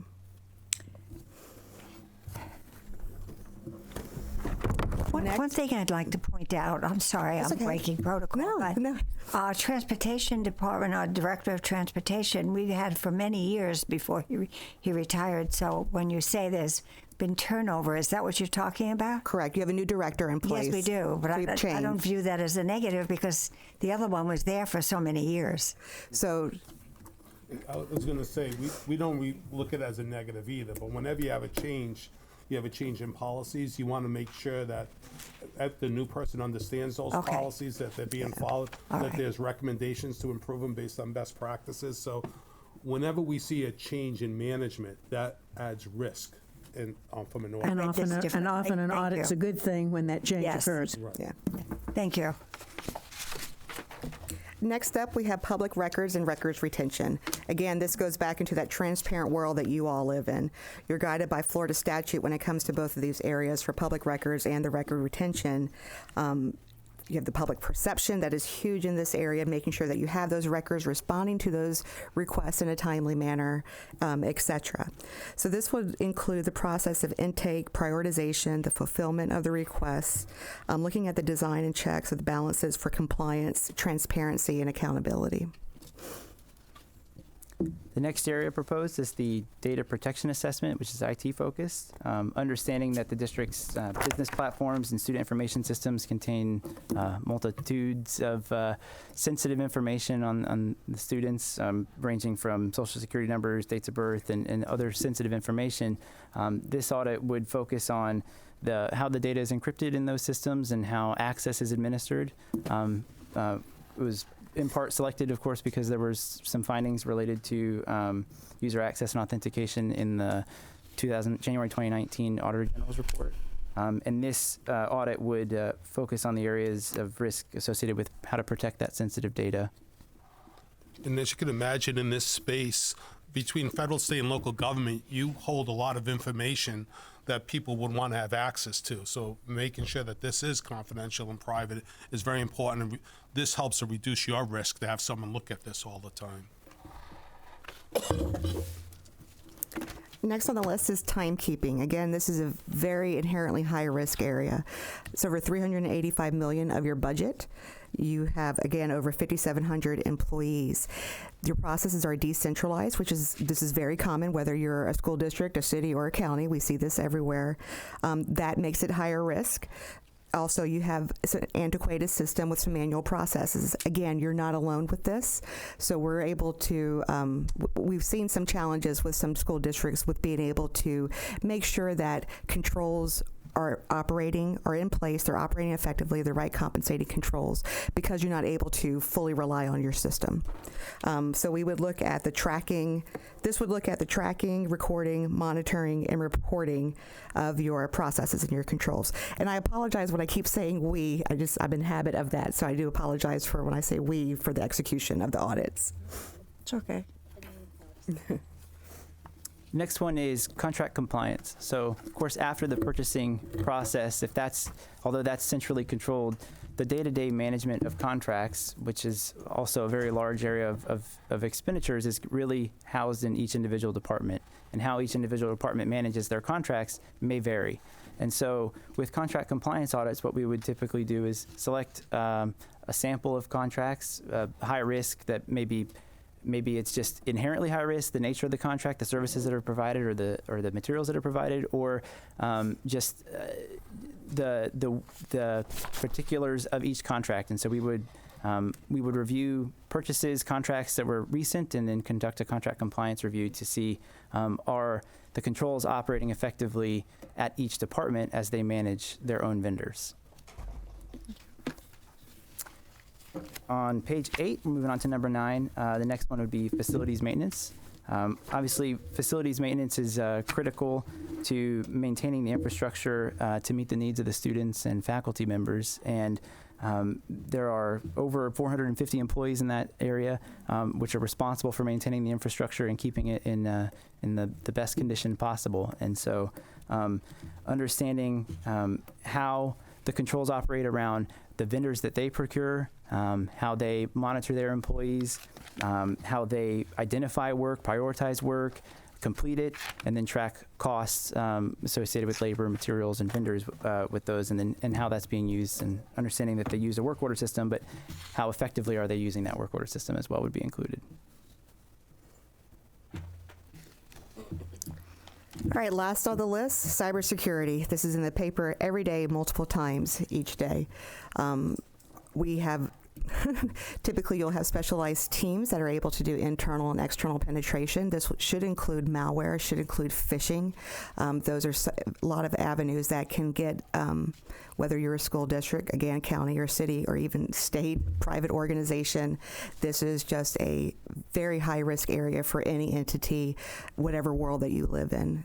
You want to expand. And you should also know that the Comptroller General of the United States, the head of the GAO, ranks this as the #1 issue all across government.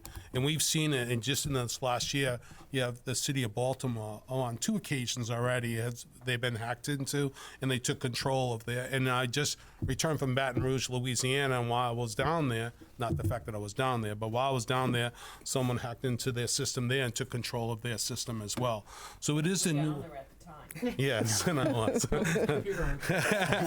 We're following him. Yes, but the thing you have to be aware of is hackers that they spend all day long trying to get into this system, and it's easy for them to do. And generally what they do is they want ransom, and it kind of transitions across the country. Some pay the ransom, which can be a mistake to do that because then they see it as an open checkbook to come back again and do it. And Baltimore did not. But on the other end, you see the cost of getting your system up and running is extremely expensive. And that's why focusing on that now and having a system in place and backup plans reduces the chance that if it does happen, it may happen, but at least you have a backup plan. You need not only a backup plan to get your software, but we work with people to help them with a response too, because you have to let the public know what's going on and provide services to them, because they still want their services. So, I don't know if you had a question. Oh, okay. And then part of the thing is just making sure that what we do a lot of times is have a tabletop.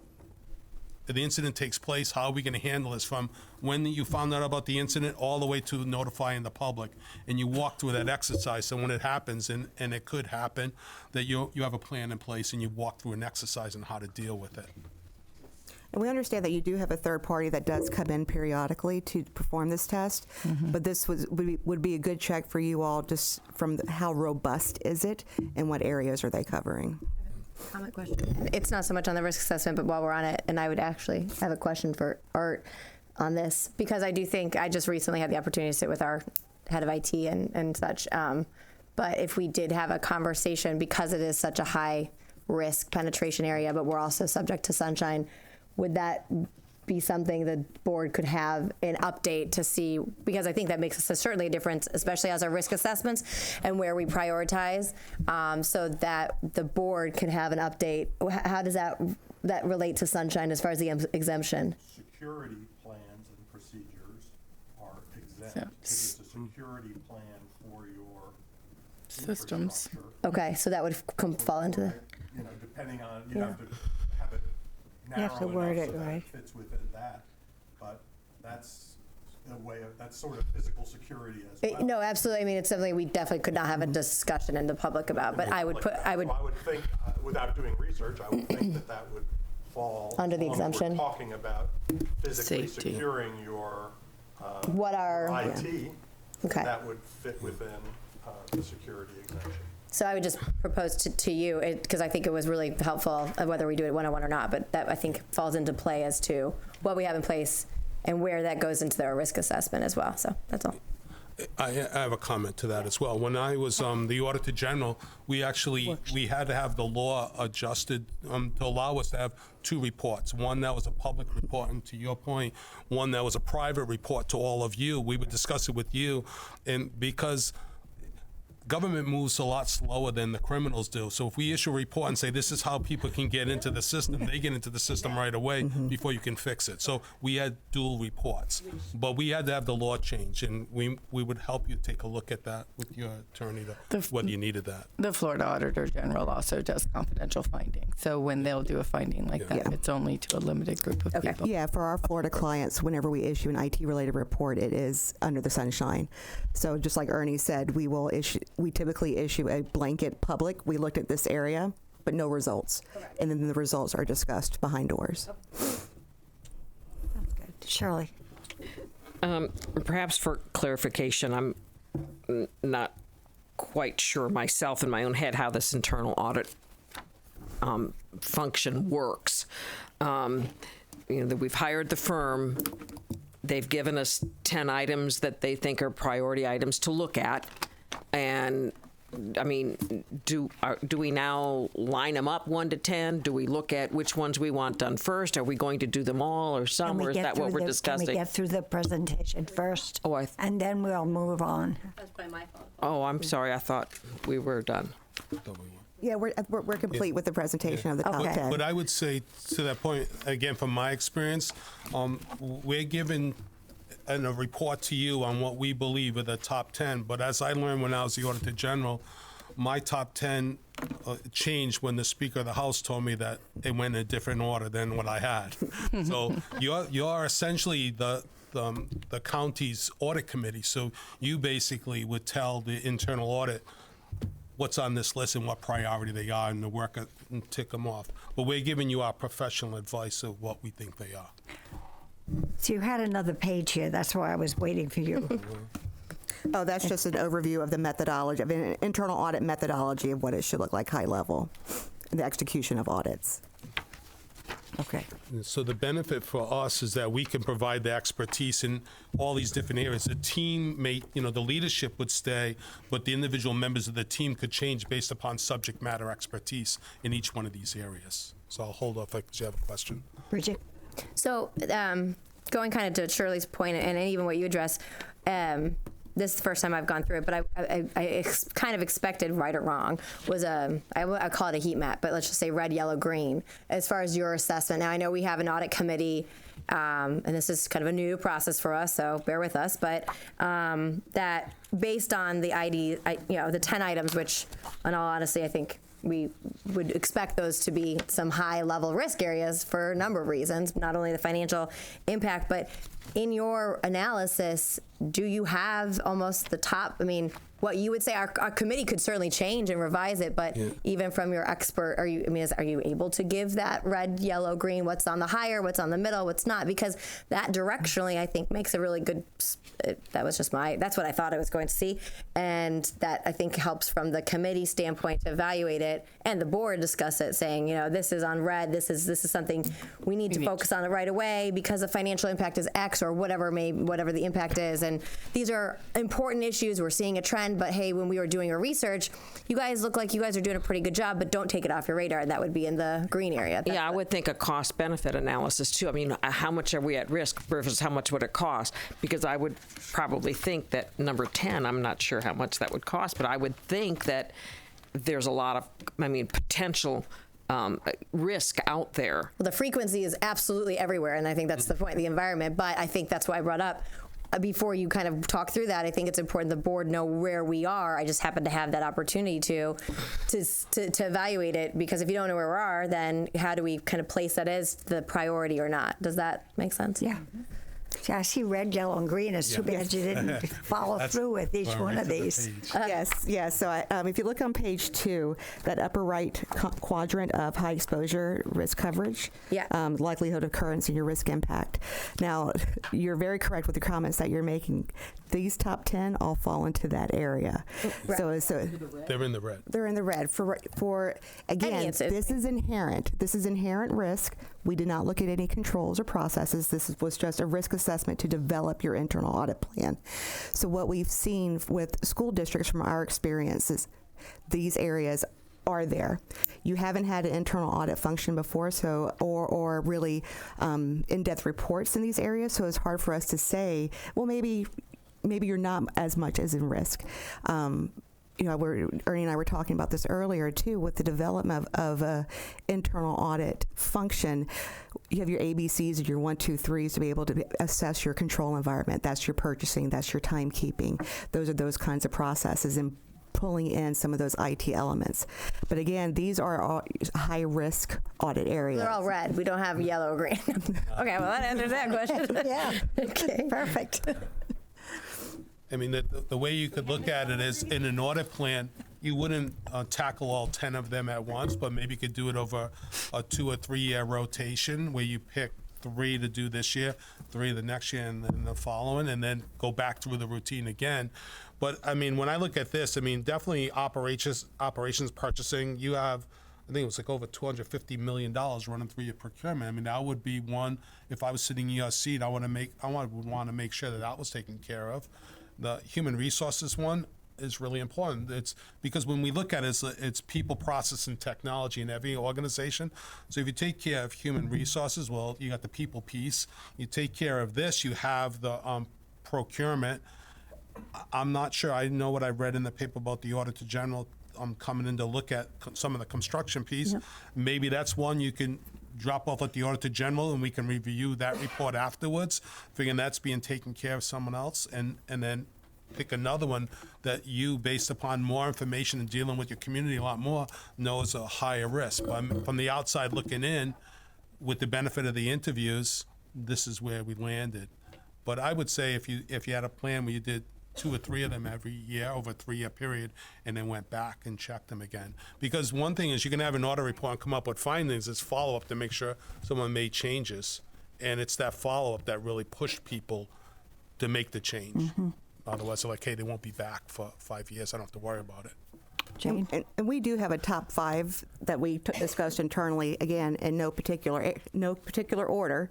You know, we were talking about HR, we were talking about construction. Again, like Ernie said, your Auditor General, we believe, was looking at that area. Procurement, cybersecurity, and timekeeping.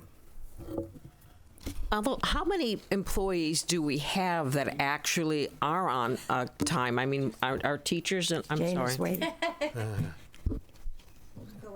We've already gotten into it. I mean, I would think timekeeping on one, but I mean, the majority of our teachers aren't on a clock. I mean, who is on a clock, on a time card? The only employees who fill out a time card by pay period are our hourly employees. The teachers are salaried, and our payroll process is everyone receives 1/24th of their paycheck, you know, over 24 pay periods. The difference is that we do our reporting on an exception-only basis. So if you're a teacher and you're out, we mark your time off, but you normally get but our control there is if a teacher is off, you have a substitute. So we validate that we're not paying a substitute unless there's a teacher absence or they've requested a substitute as an extra, like during testing, they'll have somebody come in and help. So we validate that every pay period. We have other administrators do not do a timesheet. But every timesheet in our system, whether it's completed by an employee or not, goes through an approval process. So it goes to their cost center head, it goes to whoever they report to, and then it gets approved, and then it goes into the payroll office. So there's a payroll preparer who looks at it, the person who's over that cost center who approves it, and a payroll accountant in the payroll office who approves it. So we have many layers of people looking at timesheets, but it is an inherent risk of any organization that 85% of your costs are benefits and salaries, that you will see that should be looked at and examined to make sure there aren't any issues or any cracks or ways that we can improve that process. That's basically what they're here to do, is to look at what we're doing. Are there risks in losing taxpayer dollars? If so, what can we do to make things better? What would I was going to ask Mitzi to respond. Go ahead.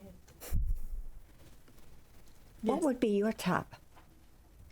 Cybersecurity would be number one. Again, like they mentioned, construction is being re-examined by the Attorney General, so I don't think Attorney General. I'm thinking Attorney General as far as the processes of what you have to follow if you do have a penetration issue and what you have to do to notify the public. But the Auditor General will be coming in, so I don't think we need to expend additional of our dollars to do that because they can take care of that. I think they can look at timekeeping. I think in the anytime you do have a change in leadership like you do in facilities or in transportation, it's a good idea to look at what's happening, not just because you have a new person coming in, but if you've got a 25-year veteran who's leaving, what might have been occurring that maybe shouldn't have been occurring in that department, but when you've been there for so long, people just go, oh yeah, they've been doing it. So yeah, just kind of taking a look at it with fresh eyes. So those are kind of where I would look. So cybersecurity, construction? No, construction I think we can take a pass on because the Auditor General would be here doing that. HR, I think HR is huge.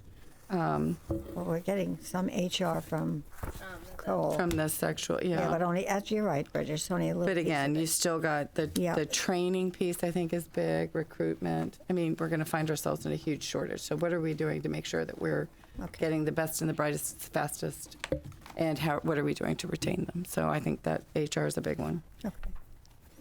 Excuse me, Jane? Sorry. Gee, what was I going to talk about now? Let's see. No, that's It's what been happens to me. 40 minutes. Okay, hello, and how are you? Congratulations on LSU winning the national championship. I must start out by saying that because that's important to all of us, football. But I wanted to, I agree with what Mitzi said about the priorities. But I think what I'm concerned about is internal audit, and are we going to hire an outside or an inside, and how that has gone with Brevard, and the last I heard, and Mitzi, you picked up something in December from a conference? Well, what I was told at the conference from the Auditor General was that we need to have a staff member as our internal auditor.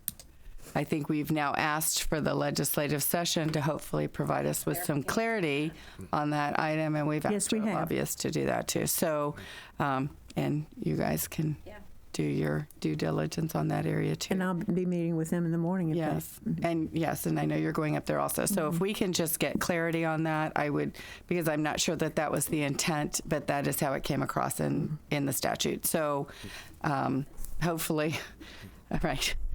Things get lost in translation. So hopefully we can get clarity on that before the end of the session, because again, I think we've all agreed that the resources available to you through a larger firm versus having one person do that, you'd still end up hiring the larger firm. So to work with that individual. And I was delighted to see that RSM has a golf tournament.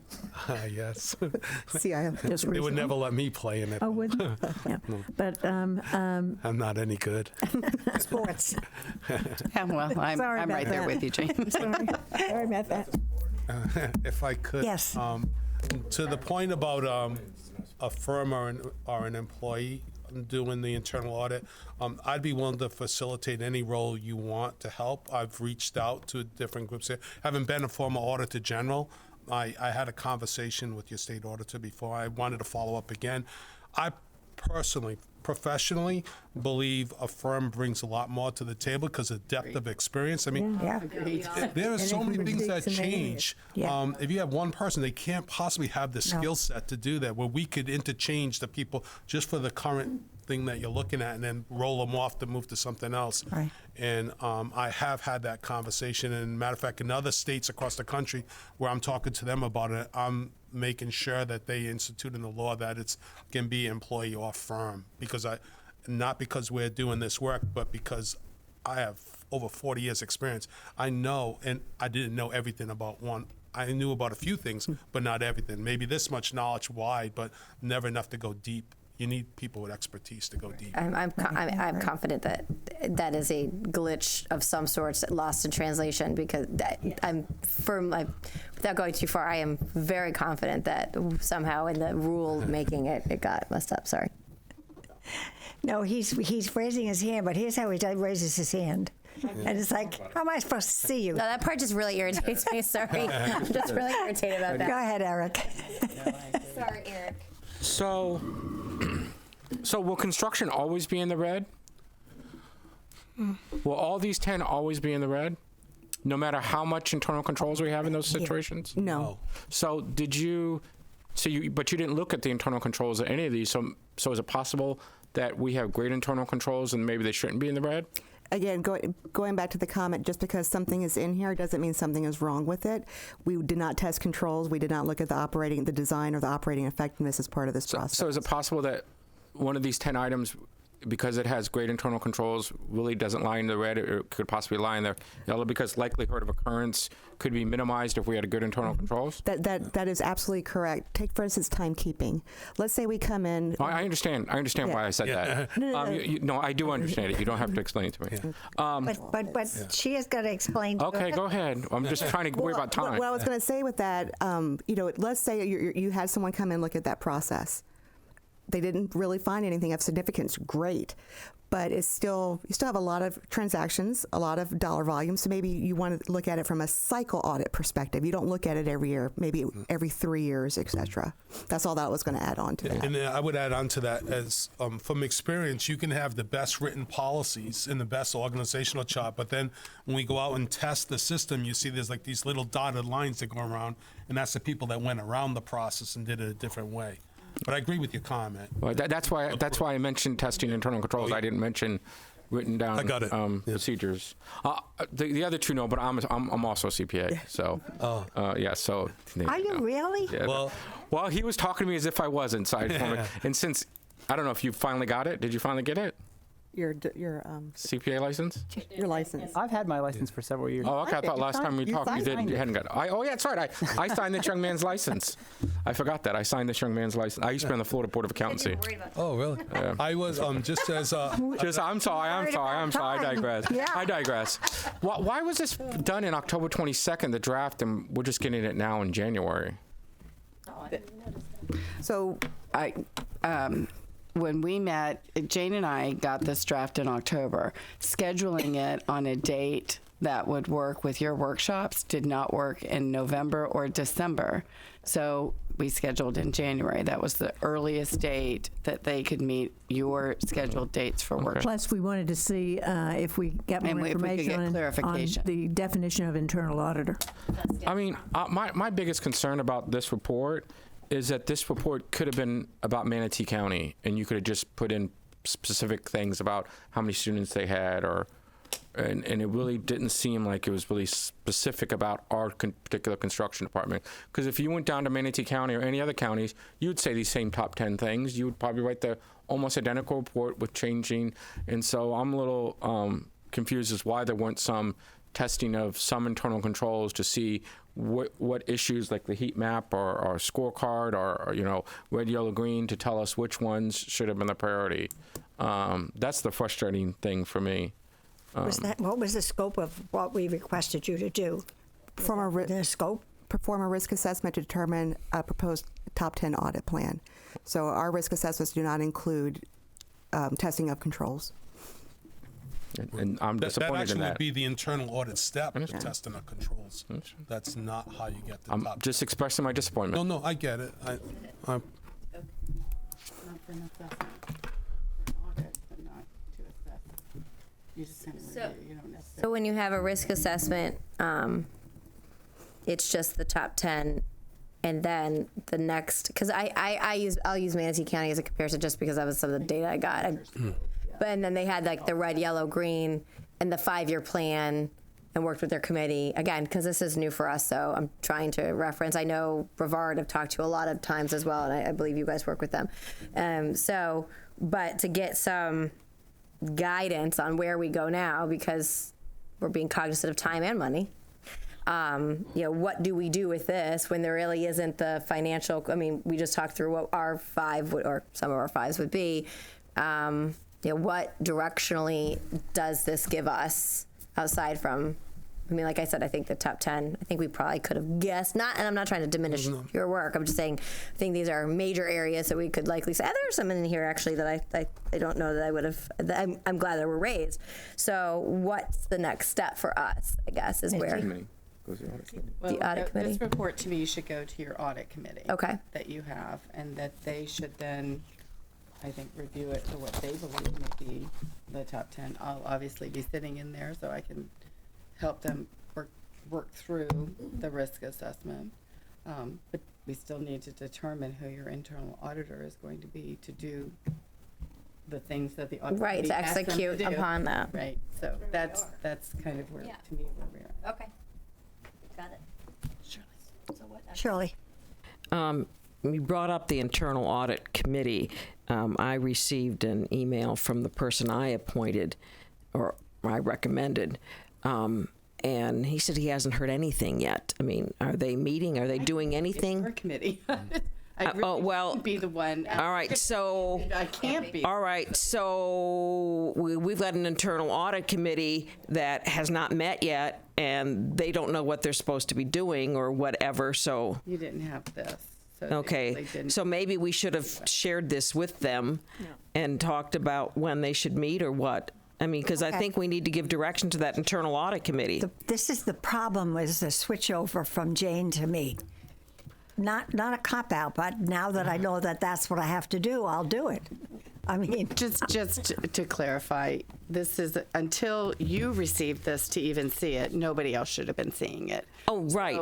Now that we have it, now that you have it, they can organize a meeting. You know, I think we probably, should have invited them to listen at least. But maybe we can refer them to this part of the meeting that they can look at. Because, I think they're a little concerned, what am I supposed to be doing? I didn't hear that from my person. Well, my person said they haven't heard anything. I didn't hear anything. But nobody's probably heard anything because there probably hasn't been any communication. However, I mean, we could also ask RSM to come and present to the audit committee. since they are the ones who prepared the assessment. I'm having trouble hearing you. Oh, sorry. I'm not usually heard. Nobody's ever said I'm quiet. So yeah, maybe RSM could come to their first meeting and present what they've presented here, and understanding that these are all considered red areas for the group to consider, and what areas do they think we should maybe focus on, but that we still don't have direction yet on how to proceed with what to task them. They can determine the order, but we won't have anybody yet to task to do that until we finalize that. That's right. So they determine the order, not us. It's a recommendation to us. Well, give us a recommendation. But we really were looking at the meeting maybe 3 or 4 times a year, not a lot. Yeah. So we haven't done that yet because we hadn't had this presentation yet. And I've got a stack of information, very thick, that I'm going to turn over to Mrs. Zucker, since she will now be on the committee. And then we have to determine who's on the committee. I know Eric had asked to be on the committee, correct? I think We voted. I know we voted. We have the people. And that's not an issue, correct? Okay. No, and then we have to determine what we're going to do with our internal audit, whether it's, who inside is going to be doing this, who outside is going to be doing this, and we really haven't determined that relationship yet. But Kathy is going to set up a meeting for me with the audit committee. And if I may, Ms. Zucker, we had given Ms. Goodwin, at the time when she was the chair, the name of an audit committee chair for the school board of Brevard, and he's more than happy to be able to talk with you or your audit committee chair. They've been doing this for over 15 years. He's been doing this for Brevard County as a volunteer, so he's more than happy to talk to whomever as you're putting together your committee. Great. And Osceola as they well have to has change theirs, though. been working with you all, correct? Yes. A number of districts have been working. Yeah, we're still continuing with execution of audits for about 4 school districts. Put it this way, none of our school districts has had us stop execution of any internal audits at this point. Okay. Thank you. Shirley? I'm thinking maybe you want to invite this guy from Brevard in to talk to you, or at least call him and talk to him. Well, I'll take care of it. Okay. Anything else? Thank you. I have one comment, if I can, to the discussion you had prior to us sitting down, and a couple of questions I heard, I think, from yourself, sir, about the training, about the sexual harassment and personnel policies. Just from experience that I've learned that people learn in different ways. Some could be video, some could be written, some could be role-playing. And I think you asked a question about the C-suite equivalent, high-level people. You could put in as part of contracts that they have to have a certain amount of hours every single year. So you can have a blanket policy across everybody, but then your C-suite equivalent type people they have to have 2 hours a year or something else, both video or testing or role playing, because you learn a lot from role playing too. But everyone learns differently. Yes. So just a bit of free advice with. No, that's a great idea. And actually, like in your investment policy, you actually require those who are handling your investments to receive training. So it could be something similar to that. So, Thank you. Thank you very much. Glad to be a resource to you anytime you need. Thank you so much. Take care. Thank you. Could you give me a card? So your cards, if you have them. Can I send it to you? You sure I can. actually did not bring my card. Sure? I'll leave all my contact information. Okay, with Kathy. And Thank you. I didn't know you were CPA. I didn't know you were CPA because I was the chairman of the AICPA. Oh, okay. Well, all the CPAs in the country, so. But I checked ahead of time. Okay. Exactly when people know who I am. So we have to break now. We have one more thing. One more We item. can't do it. We have 12 o'clock. No, it's 1 o'clock. We have at 12 o'clock.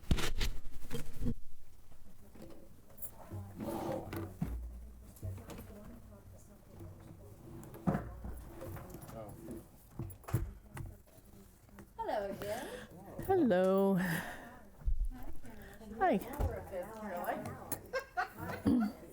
And Madam Chair, we're going to, when you get done, we're going to recess this meeting as opposed to adjourn it, because I know Yeah. you're going to have a bargaining executive session, but then we're going to go into a litigation Litigation meeting. meeting as well. Let's go to recess after this. get to go to recess. No recess today. So many hours of recess? Yeah, no, doesn't count for you. Okay, so our next is our superintendent search. Correct. So I have given you a binder with 7 responses to the letter of interest that I had requested. Yeah.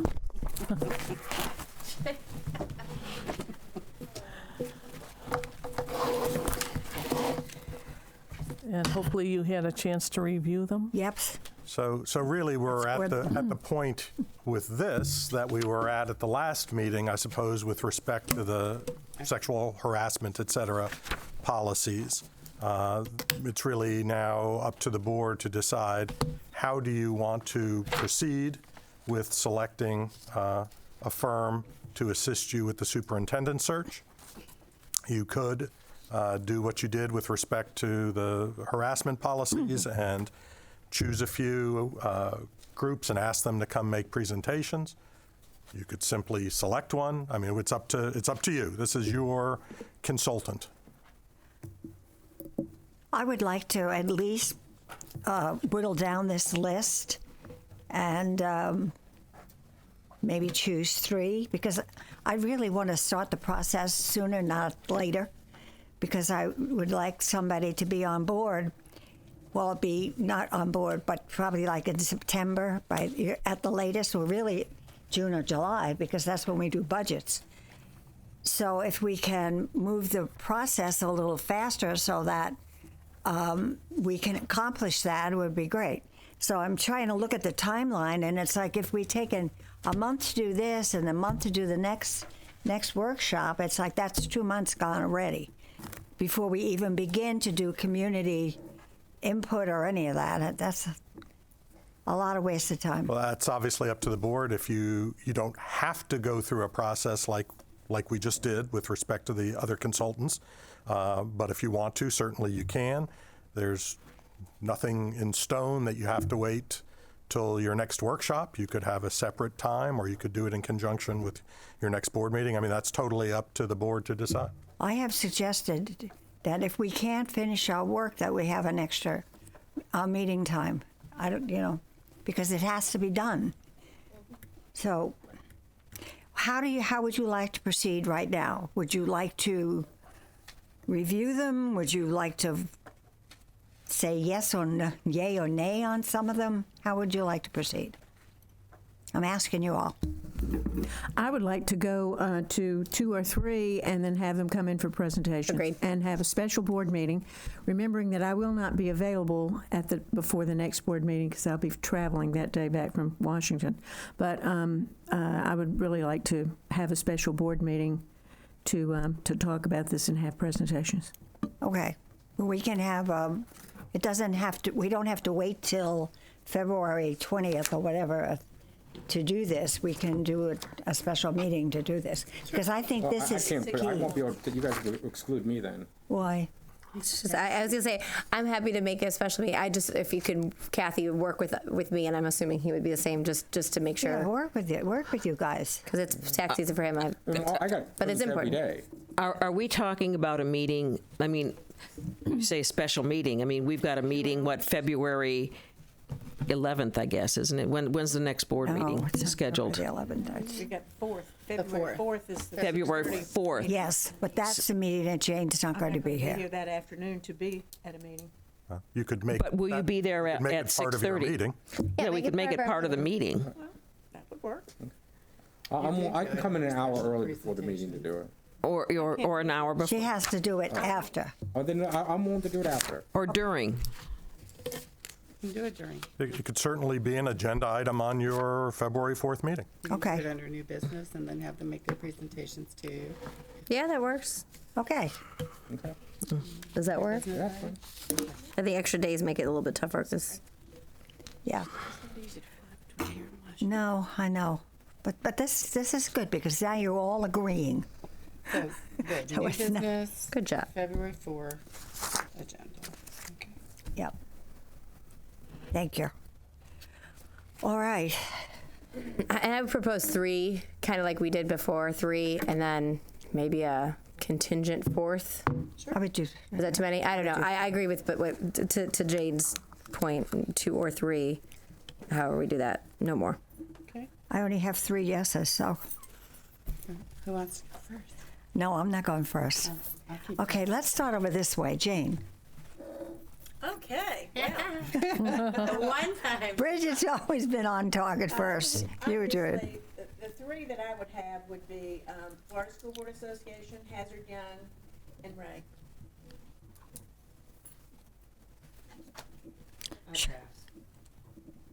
No, you have to choose 3. Well, I want to hear some of your explanations of why you want one of these, but I don't. Well, if you want my explanation, I know Florida School Board Association and Bill Vogel would be in charge of doing that search, and I think they do a great job, and I guess I am partial to them, but others are partial to other choices that we make on some things. Hazard Young has had expertise in Florida, although there's some issues with a few of their searches. And Ray and Associates is currently doing Hillsborough County, and they're going to final today. And I have spoken to some people in Hillsborough and other counties that they have worked on. Some of it's great, and some of it's okay. But those are the 3 that I think have Florida experience and have some success rate in the state of Florida. Okay. Eric, do you want to go? Yeah, I mean this with all due respect, but I mean, can we just cut to the chase? If 3 of you guys just want FSBA, we can go ahead and settle this. I'm not okay. FSBA. Okay, all right. I'm not tied. I'd like to hear your feedback on where some of these are. Mine was Ray and FSBA. And, yeah, I didn't like the hazard. That scares me. But I did Ray because of their experience here locally, and FSBA because I thought it would be something the 3 of you guys would like. Well, they have sunshine experience. That's what I like. Bridget.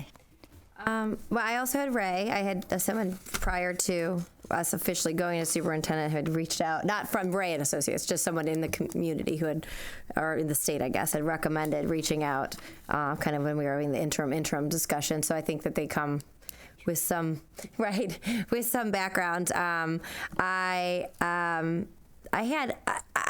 I know FSBA was, again, I was kind of to Eric's point. I know that that's something, I have pros and cons, and I'm not there to diminish. I think they're very well versed. Vogel was lovely to work with. I do have some heartburn onto some elements that occurred last time, whether that was specific or not to them. We're going to put that out there. That was one of my hesitations, but I also want to respect that, they do know the candidate pools. They know Florida sunshine. That's a tricky one. I know we were talking about that before. They are the most, I think they were the most expensive, but I mean, this is not something I want to do on the cheap, like going back to the other one, but I was concerned about certain elements that took place on the last one that I think I don't want to happen again. I mean, if they're going to sell on the fact that they have the best relationships, we need to be able to lean on their ability to get all of the information and do a deep dive on a lot of, I don't need to rehash all that, but you know what I'm saying. And I had also, looking here, McPherson I had listed out here, and I don't have my list as to why, but Ray and Associates was the one that jumped out to me the most. So if we're narrowing down, I mean, and Hazard and Young, was out. And I had McPherson and Jacobson, but. Okay. Me? Sure. I had Ray, FSBA, and I had Baker Tilly because of their community involvement. But some of them some of them were just too large for me and did not have Florida experience. The fast track one is also a Florida company. Anybody have any? I said no. I mean, I have a big no here, so I don't know why, but it's a big no. Not a small no, but a big no. Fast Track did not have any superintendent search experience. That's what it was, see? I didn't write notes on that one. I just had a medium no. did on all the others. Okay, Well, so we're down to... Shirley. I agree with the Ray and Associates and the Florida School Boards, and I didn't know who the third one would be. Okay. But I want to be sure, too, that we do not send any messages, like I understand happened last time, from that there isn't anyone in our district that's qualified, because I do believe there are people in our district that are looking at. And I've received emails from other people saying, you ought to look at so-and-so or so-and-so. So I want to make sure that, any current employees are included and not excluded in this search. So... Well, it appears, Madam Chair, that there are really two It's two. groups. That's what I was just going to say. There's really two. Ray and Associate and FSBA. Can we add one more?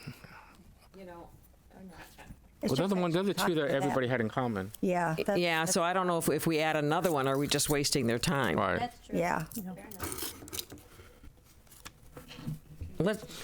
I would say we go with the two and have them make a presentation at the board meeting, and we'll make a decision. Right. That's exactly And what perhaps we Not could okay. we could ask them, because we don't know how long the board meeting will go and new businesses at the end, to be respectful of their time. Perhaps they can give their presentation toward the beginning of the meeting. Doesn't mean you have to discuss it then, Under special but do it under presentations, Yeah. and so that they can come in and Superintendent. It could be a moment of pride for us. Well, it might be a good place to have, to do it at the board meeting. Might be better than at a workshop, because maybe people will be here, or maybe they will be viewing at home. So it will be certainly transparent to people who are. Right. Isn't that the word? Do it to the superintendent's report. Yes. So I just want to make sure I clarify. So they're going to give a presentation, but we won't vote on it till new business? Correct. So then we have public comment in between? Yeah, Okay. so then actually that'll be good, because And it would behoove us to check with people, if we know of people in those districts where they've done searches, to find out about it. And we'll be able to ask them questions, because I have two specific questions to FSBA about things that occurred at the last superintendent search that I want to make sure don't happen again. do you want to wait to do the vote on the firm you select at the next meeting? 'Cause No, it's I not- can do it. You won't have contracted with them at that point. It's who you're No, going it's, I to think we would choose negotiate. and then We'll contract choose, with them. yes. Yeah. We'll choose and then you Then you'll enter the. develop a contract. Yeah. Okay. well, I think you can direct us Correct. to go negotiate a contract with whomever, whichever group you select, To the next which will come back to the next board meeting. Yeah. But in the meantime, At least, things can start happening. yes. Even by way of an agenda item from a public comment, you could include it as a direction to count, whomever, with X firm or X firm. Could be or TBD. selection. It could just be selection of consultant Yeah. for superintendent search, and then just leave it otherwise blank. Yeah. Okay, I will set up the meeting We're keeping you busy. for them. Yes, you are. Wow, Carol. Yeah, hopefully they can both make that time. I'll Well, let you know if they can't. that, May help that it's in the evening. Yes, hopefully. So if somebody, picking back on Ms. Brown, what's the kosher thing is if there is an internal candidate, are they allowed to interface with us about their application, or are we sitting as like a quasi-judicial legislative? No, you're not. This is not quasi-judicial. Any candidate could talk with any of you individually, whether the board, you can't, you can make your own internal rules, if you will, if you want to agree that you're not going to have conversations like that, you could, but that would be a ladies and gentlemen's agreement. There's no legal prohibition to any particular person, internal or external, from talking with any of you separately. Because my fear is that people perceive that there's an internal candidate already. It may We'll lose close the door if somebody outside applying. We'll 'cause they lose think people. We'll lose people. Well, I think you need to make clear to whomever you hire as your search firm that this is an open competition, that there is not, that, for example, Mitzi, as the interim, is not looking to stay in the job, that internal people are certainly welcome to apply, but there is no foregone conclusion. The fix isn't in. Please, God. Right, and I think that needs the... But I think it also behooves us, as you started to say, Eric, that we should not be talking to possible candidates because... Give the perception that there is already lobbying being done, because it is. Not. Because then they're going to go talk to other people. I talked to Eric, and Eric said he's going to support me, and said, you need to get behind me, and then it starts creating a life of its own. Well, I think the board individually, board members need to make clear that there is not a pre-selected person, that you are willing to consider internal candidates and external candidates, and there is no preconception going into that. First, we have to agree here. Sure. I mean, I'm assuming that's the case. If it's not the case, then obviously... I don't hear that yet. I agree. I agree. I agree. I think the way I handled when I got the one email recommending someone, I said, thank you for, your things, and and I hope she does apply. We haven't started that yet. So that was what I was doing. Because I can't hire somebody unless they apply. No, so I said that they need to go through the process. I've also said that you have to go through the process. Yeah. Somebody's applied to me, and I said you have to go through the process. But I think this is a good conversation. Good job for bringing this up, because I think, regardless, in retrospect, the last thing we need, if we're really, we can all like whoever we like, but we really do want to go in with open eyes, open ears, and I want the community to confidently believe that's the case, because I do think that will prevent potential candidates from coming forward that could be perfect and we would never get the opportunity to review them. And that's how I feel. I don't have any preconceptions on. I have absolutely no idea. I had no idea before, and look at how this turned, and I'm very happy. So anyway, but I do think that's important, and I'm glad it's been publicly stated. So thank you, Mr. Robinson. You're welcome, Mrs. Ziegler. Hey, you come here. Eric. Okay. Do you have any member comments? I was going to cut you out. We've been making comments all along, so. I have two issues. Very surprise. Well, and I see Jody has left because these are right to him. One thing that I noticed, and I've noticed it at other times, and I noticed it this morning too, that we need a speaker in the bathroom. I mean, you were talking, and I wanted to hear what you said and what else. I mean, and there's, how hard would that be to put a speaker back there so that if we walk back there, we can hear? A one-way speaker. Yes. A speaker goes out. The paper. I didn't know if you wanted to make comments or something. No. I wouldn't make any comments. Yes, but you can't do that if there is one. You can't yell from the bathroom. Okay. One-way speakers in the bathroom. Just want to be clear. The other issue is, we talked about it, I think, at the Convocation of Governments, recycling. Cutting down waste in our lunch rooms, and we need to be and I know I find it, I was at a function at one of the schools, and they wanted to know what to do with the bottles, the plastic bottles, and I'm like, take them home and put them in your recycling bin. We need to do something about that. I've had to have discussions about it, so let's try and find it and put it on one of our workshops. And I'm sorry because I had to leave early because everyone in my family's sick right now. At the convocation, so what was, I could ask somebody that lives in my house, but I didn't. What was the discussion around recycling? Yeah, the discussion was that it was from Sarasota, and it was the fact that we're not recycling. City of Sarasota or county? City of Sarasota. City of Sarasota, yeah. And that we're not recycling, we should do more to recycle. And we should do more to not even use the products that we use to serve lunch. Okay.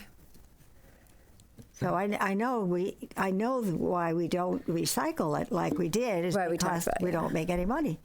Well, no, it's And that we don't have. costs It's not the money. Things aren't cleaned out either. It's that it actually cost. It wasn't that it was the process of which was being done. Actually, whoever we were contracting with would return it, and then we would actually be incurred a cost. So it was multiple counterproductive. Right. And I think, and then maybe that's where the workshop is. What can we do internally? Because I know students are certainly, I mean, if we remember the STAR students, or if that's what it was, it's definitely a hot topic and certainly something we should discuss. But yeah, I think I just wasn't sure what the target. Yeah, the county has the single seam recycling, but we have to be careful about what we put in. Because I even see now, we see the recycling and how many, this is bottles only, and they'll put cans in there, or they'll put paper in there, and I'm like, well, but even to date, we have the blue and but that's kind of a... And no styrofoam. But it doesn't really go, right? I mean, it's not being currently recycled, so it's kind of a... And I know I heard from students at Riverview saying, hey, well, get rid of the blue ones, because it's a feel-good, but then when you find out, you feel... And that's not intentional, but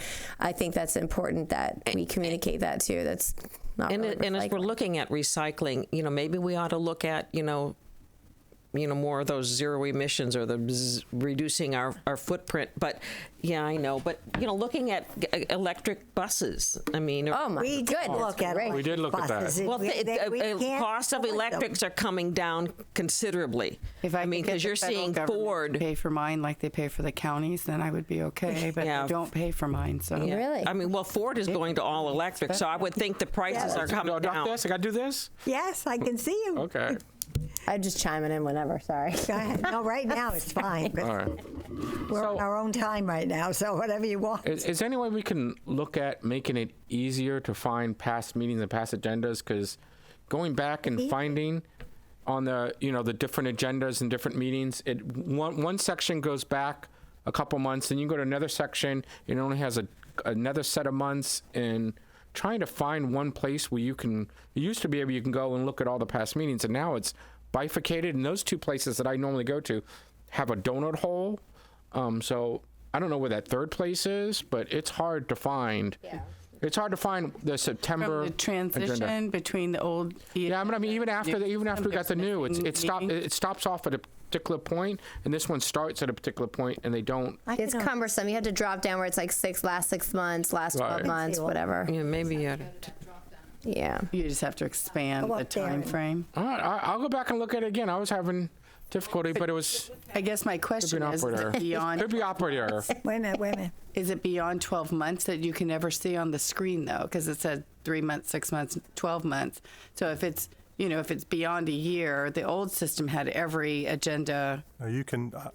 I know that I've recently looked for ones that have been several years old and found them. Yeah, it is a bit cumbersome, but no, but not because I was like looking for the letter of engagement for RSM, and I could not find that, and so it's really difficult. Oh, that wasn't that long ago. I know, and I couldn't find that meeting on the line. So that was within 6. I thought that would be, but then this was October 22nd, so it may have been over the summer. 12 though. Yeah, so I'll look at that again.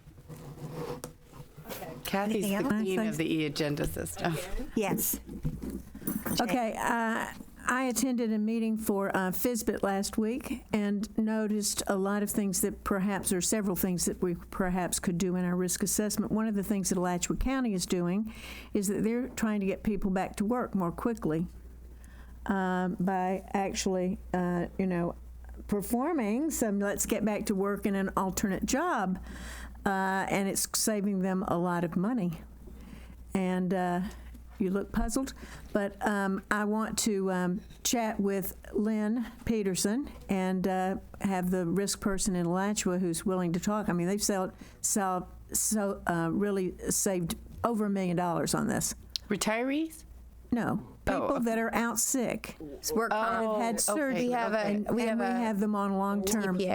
Yeah, workman's comp, and so we bring them back early, and we have something else for them to do, and they're approved for light duty. Yes, and we help them to do that, and we're very nice to them, and we help them to, there's a number of things that relate to their well-being, actually, that we're trying to do, but they've saved quite a lot of money, and anytime we can save a lot of money would be. I like it. a good thing. great. So I'm going to chat with Lynn and go over some of the things. We also had a drone presentation, which was really interesting. And they have drones now that go out and survey buildings and Evaluation. roof lines and lost energy and all kinds of things. We can get drones for security. We can arm them. Celine Dion has them in her act, you know. I mean. But at any rate, I just would like to. Garfunkel could get in there. Well, probably they have already had it. I mean, I'm sure that they're current on things. But at any rate, I want to discuss that with her. And tomorrow we'll be in Tallahassee for the rest of the week and visiting with legislators as well as talking about prospective laws and so forth. And I just wanted Bridget to chat a little bit about the Parents' Bill of Rights and what you think that. I know the governor spoke about that even before he finished his opening of session speech, so it's big on his list as well. And what you think the chances are of that passing. So two things. The one thing, I'll go to the return to work program, and we have a TPA. It's not John's Eastern anymore. Who is it?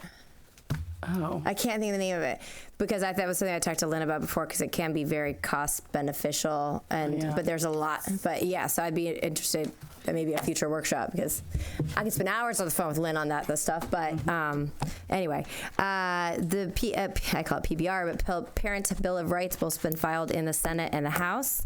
It was filed last year at the end of session, so it just ran out of time. It's a new section of statute. It talks not only to school district, but also on health and also on law enforcement. There's a number of elements. It actually references significant amount of a current statute. It is, but again, it's just a new vehicle to reaffirm the rights and responsibilities of parents. So not just the rights part of it, but also the component of the responsibilities of parents and that. So I'm not sure if you want me to. I mean, I can send it to you. You can read through it, but. I have it. But, yep. So it is in judiciary, reference to judiciary in the Senate. Stargell is the sponsor. And in the House, not Stargell. Why am I? Aaron Grahl, Representative Grahl, and it is referenced to education right now. So, but they are not calendared unless I've received next week's calendar yet. But I presume it'll be week 2 or 3. My understanding is the teacher pay component is going to be a major focus for week 1 and 2.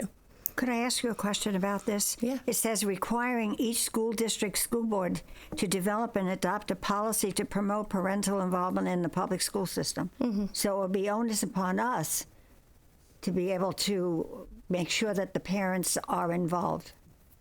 So reread that again, though, because requiring each district school board to develop and adopt a policy to promote parental involvement in the public school system. Right. Which we actually currently already have in all of our policies. Yeah, we do it. We do it now. But, right. I mean, is this going to put more onus on us? I think, so there are a lot of anecdotal scenarios that I think are really important, but it is that could be utilized where, whether intentional or unintentionally, there has been a lack of consent, lack of communication, lack of awareness. And that's why I always think that the part of responsibilities and rights are 2 very important components.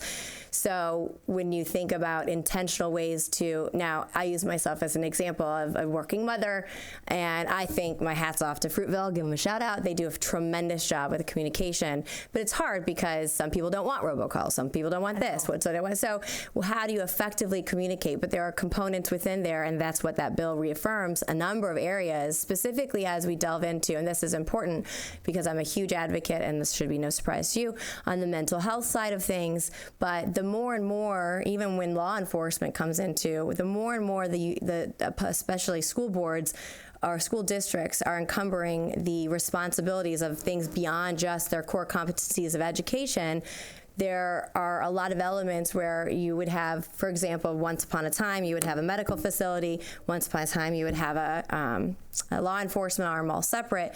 That chain of command is starting to all become encumbered under one school district. So there needs to be insurances, that proper communication and of such. I mean, if you think of, we could just go on and on for exceptional student education, navigating that and trying to figure that out, not only from the efficiency standpoint of our administration and all that staff time, but also making sure that families are understanding what those components are as well. So, Are the National Parents Union? Let me follow up, please. Sorry. Authorizing a district school board to provide such policy electronically. A lot of our parents will not be able to receive. That's actually, and that language is to not encumber too much funds from a district standpoint. Or its website. The website, I could see it's easier than electronically. Well, that is electronic. Yeah, that's what it's meaning. But they can. So that I would tell you there was some debate about that, because what I can, ironically, I think we may find a discussion about this later on, is if you put it on the website, I don't check Fruitville's website every day, but so it checks that box, but is it a push out? But, that's up to the school district to create that policy, but recognize not having a hard copy of it versus electronically. It's no different. Actually, our public records law hasn't changed as far as notification, but that conversation's up for debate as far as, do you have to print it in a paper versus publicly notify? Anyway, so. We could go to lunch. What? Unfortunately, I can see good things in here, but I can see things that would be bad for students.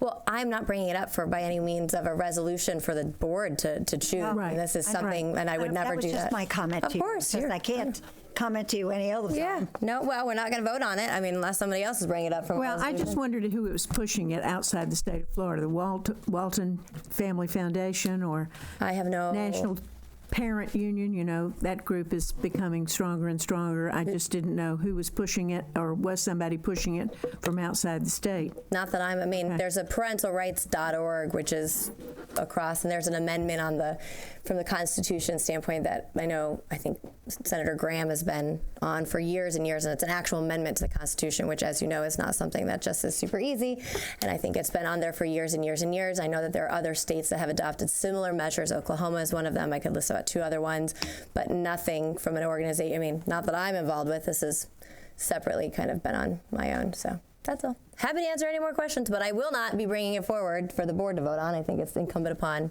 individually if you like it or not, so that's all. Okay, any other discussion, any other comments? Yes.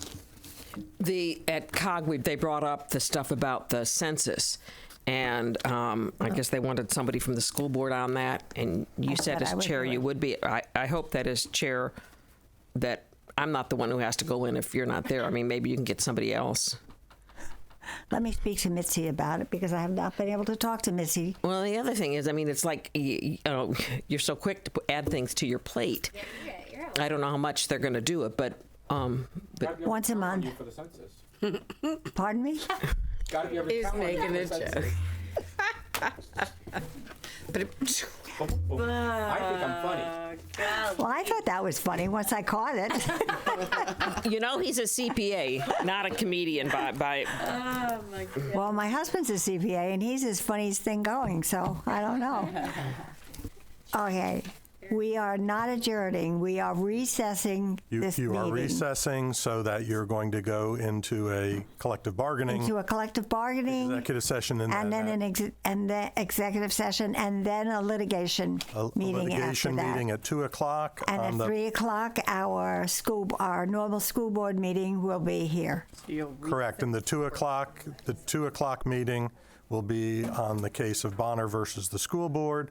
Present will be the school board members, Mr. McCrae, your attorney, myself, the superintendent, and the court reporter. Okay. And then we'll come back here when that's over to adjourn the workshop, and at 3 o'clock begin the regular school board meeting. So thank you for that. Thank you. Love you, 30.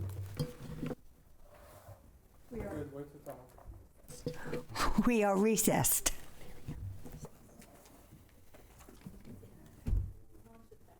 So, are you going to support a godparent bill of rights? That's what I want to know. in draft. It's in draft form, the God form, come on, right? Like if we're using different ways to bring the lights and the sound. I screwed up when it was raining that one time. What'd you say? I screwed up that one time when it was raining. Christian was quick.